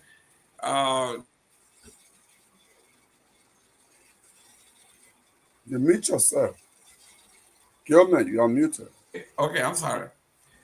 We want to be discussing the hijab gate. I call it hijab gate. Legally, where we stand with the law. There was a great article that came out today, I think I'll forward it to you, where the person was making a legal argument that no matter who you are, where you are, even if you are a priest and you're in your robe and you commit a crime, they will arrest you in your robe. So they're making that case. So here, on front page, it says here, the public is accusing the IG of flip-flopping, for being very inconsistent with his public utterances when it comes to this issue. So we love to have a legal person. The person that wrote the beautiful article is a criminal justice practitioner, but not a lawyer. So if you have the time on Monday, I will talk to you privately so you can. Yeah, go ahead, Mr. Gongloe. Yeah, I just want to make a suggestion here on the question of the voter tracking and what have you. You know, part of the challenge we have in the country is we do not have a address system. Now, it's a good thing that the current Minister of Post and Telecommunication, they are trying to address that issue. It has been a lingering issue for a very long time. So it will get to a point where all of the structure, whether it is a round hut in a village, all of them get an address system that you can sit right here. You order on Amazon and say, I want it to be delivered in house, number in Bokonjile, Sano Kante. It will get to that point. Then the national ID card system we can use, because when I have my ID card, my national ID card, you go there, they ask you where you live. In fact, they take the information from your voter registration card, your current voter registration card, and upload it on the national ID card system. So, like when I voted in 2017, I voted in my district, but not in my town. I voted in the town next to my town. So it was on my ID card, because I went there late during registration time. I was on the last day. So that is the information on my national ID card. Even though I live in Monrovia, but I drove back to my district to vote there, because the district representative election was more important to me than the presidential thing. So I went back there to vote, right? So if we have that, we'll reach that point, then it will be difficult, because if you go register and say, where is your national ID card? And people will just take the information on your national ID card.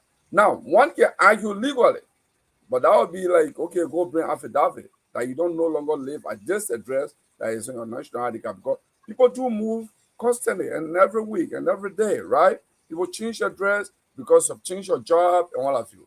So, but it was going to be a big debate. But I don't know how we're going to address it. But maybe with the national ID card system, we can minimize it to say, hey, you live here. Why are you coming here to register? Now you have to prove why you register in this district. Either having somebody to come and testify for you, vouch for you that, yes, this person just moved here last week. You know, either the town chief or some local authority, you know, or maybe some family person. It's a tough one because in the United States, all the black churches would have something they call souls to the poll. They charter buses and they go from door to door and pick up their people and take them to vote. They call it souls to the poll. I know there's a little variation there because they don't go cross borders. You have to go within your they do that, but also here the GOTV, they call it here, get out to vote. Get out to vote. I've seen my godparents leave the West Coast because they want to support a candidate here, drove all the way here, changed their address because they got two homes. They changed their address just for that voting, and they voted to elect that person, then they went back over there and changed it back to. It's a very difficult one. Very, very difficult. Councillor, your parting words. Okay, so basically, I just want to re-echo that we are open, we are in the formative stages, and so we are taking as many persons who believe in the vision and the mission as possible. Come aboard, connect with us. We will be having a website very soon, but before then, we are on Facebook. Join us and let's start to put the plan together. We already have some working documents. You can go through it, but those are not fixed in stone. We want to work with as many persons as possible. The key thing is, from now till when we get to 2029, we want to emphasize and re-emphasize, we want to shower the Liberian people with the message that there should be no second chance to squander. Somebody told you, I squandered before. Give me an opportunity, I will change. Now you see him squandering again. So it should tell you he's a repeat offender. Eh? He's a serious squanderer. So we don't have to get to the point. And mind you, that 6 years. So if you get somebody an opportunity, they're going to squander for 6 years. 6 years of a year is a lot. If you think about 6 years from where he squandered that opportunity, singing music and dancing and all of that, that's 6 years of your life squandered. And then you add the current one, there's definitely what guy is squandering this 6 years, you know. And after that, at 12 years of your life, do not give these people another opportunity to squander. That is the message. And we'll be taking it on the road. At some point, we want to work with our political leaders outside of the CDC and UP and engage with them and come together with a formula that can work. There is no chance to say, oh, you know, I got money, let me form my own party, or I got my name recognition, let me form my own small party. We must have a formula that is sensible enough that can work. So this is not the end of the advocacy. We'll be on multiple platforms, and check us out and bring your ideas, and let's see what we can do together. Thank you. Good luck, Councillor. Your idea is, you know, really resonating. There are people here expressing in the comment section that they are ready to join you. So, you know, best of luck, my friend. Like I said, thank you so much. You might find a partner in the CMC. Definitely so. Thank you, Jerome, for the opportunity, and have a nice time. Yeah, guys, listen, let's leave a little early. Go start your 26th celebration. Enjoy yourself. Talk to your family. Drive safe.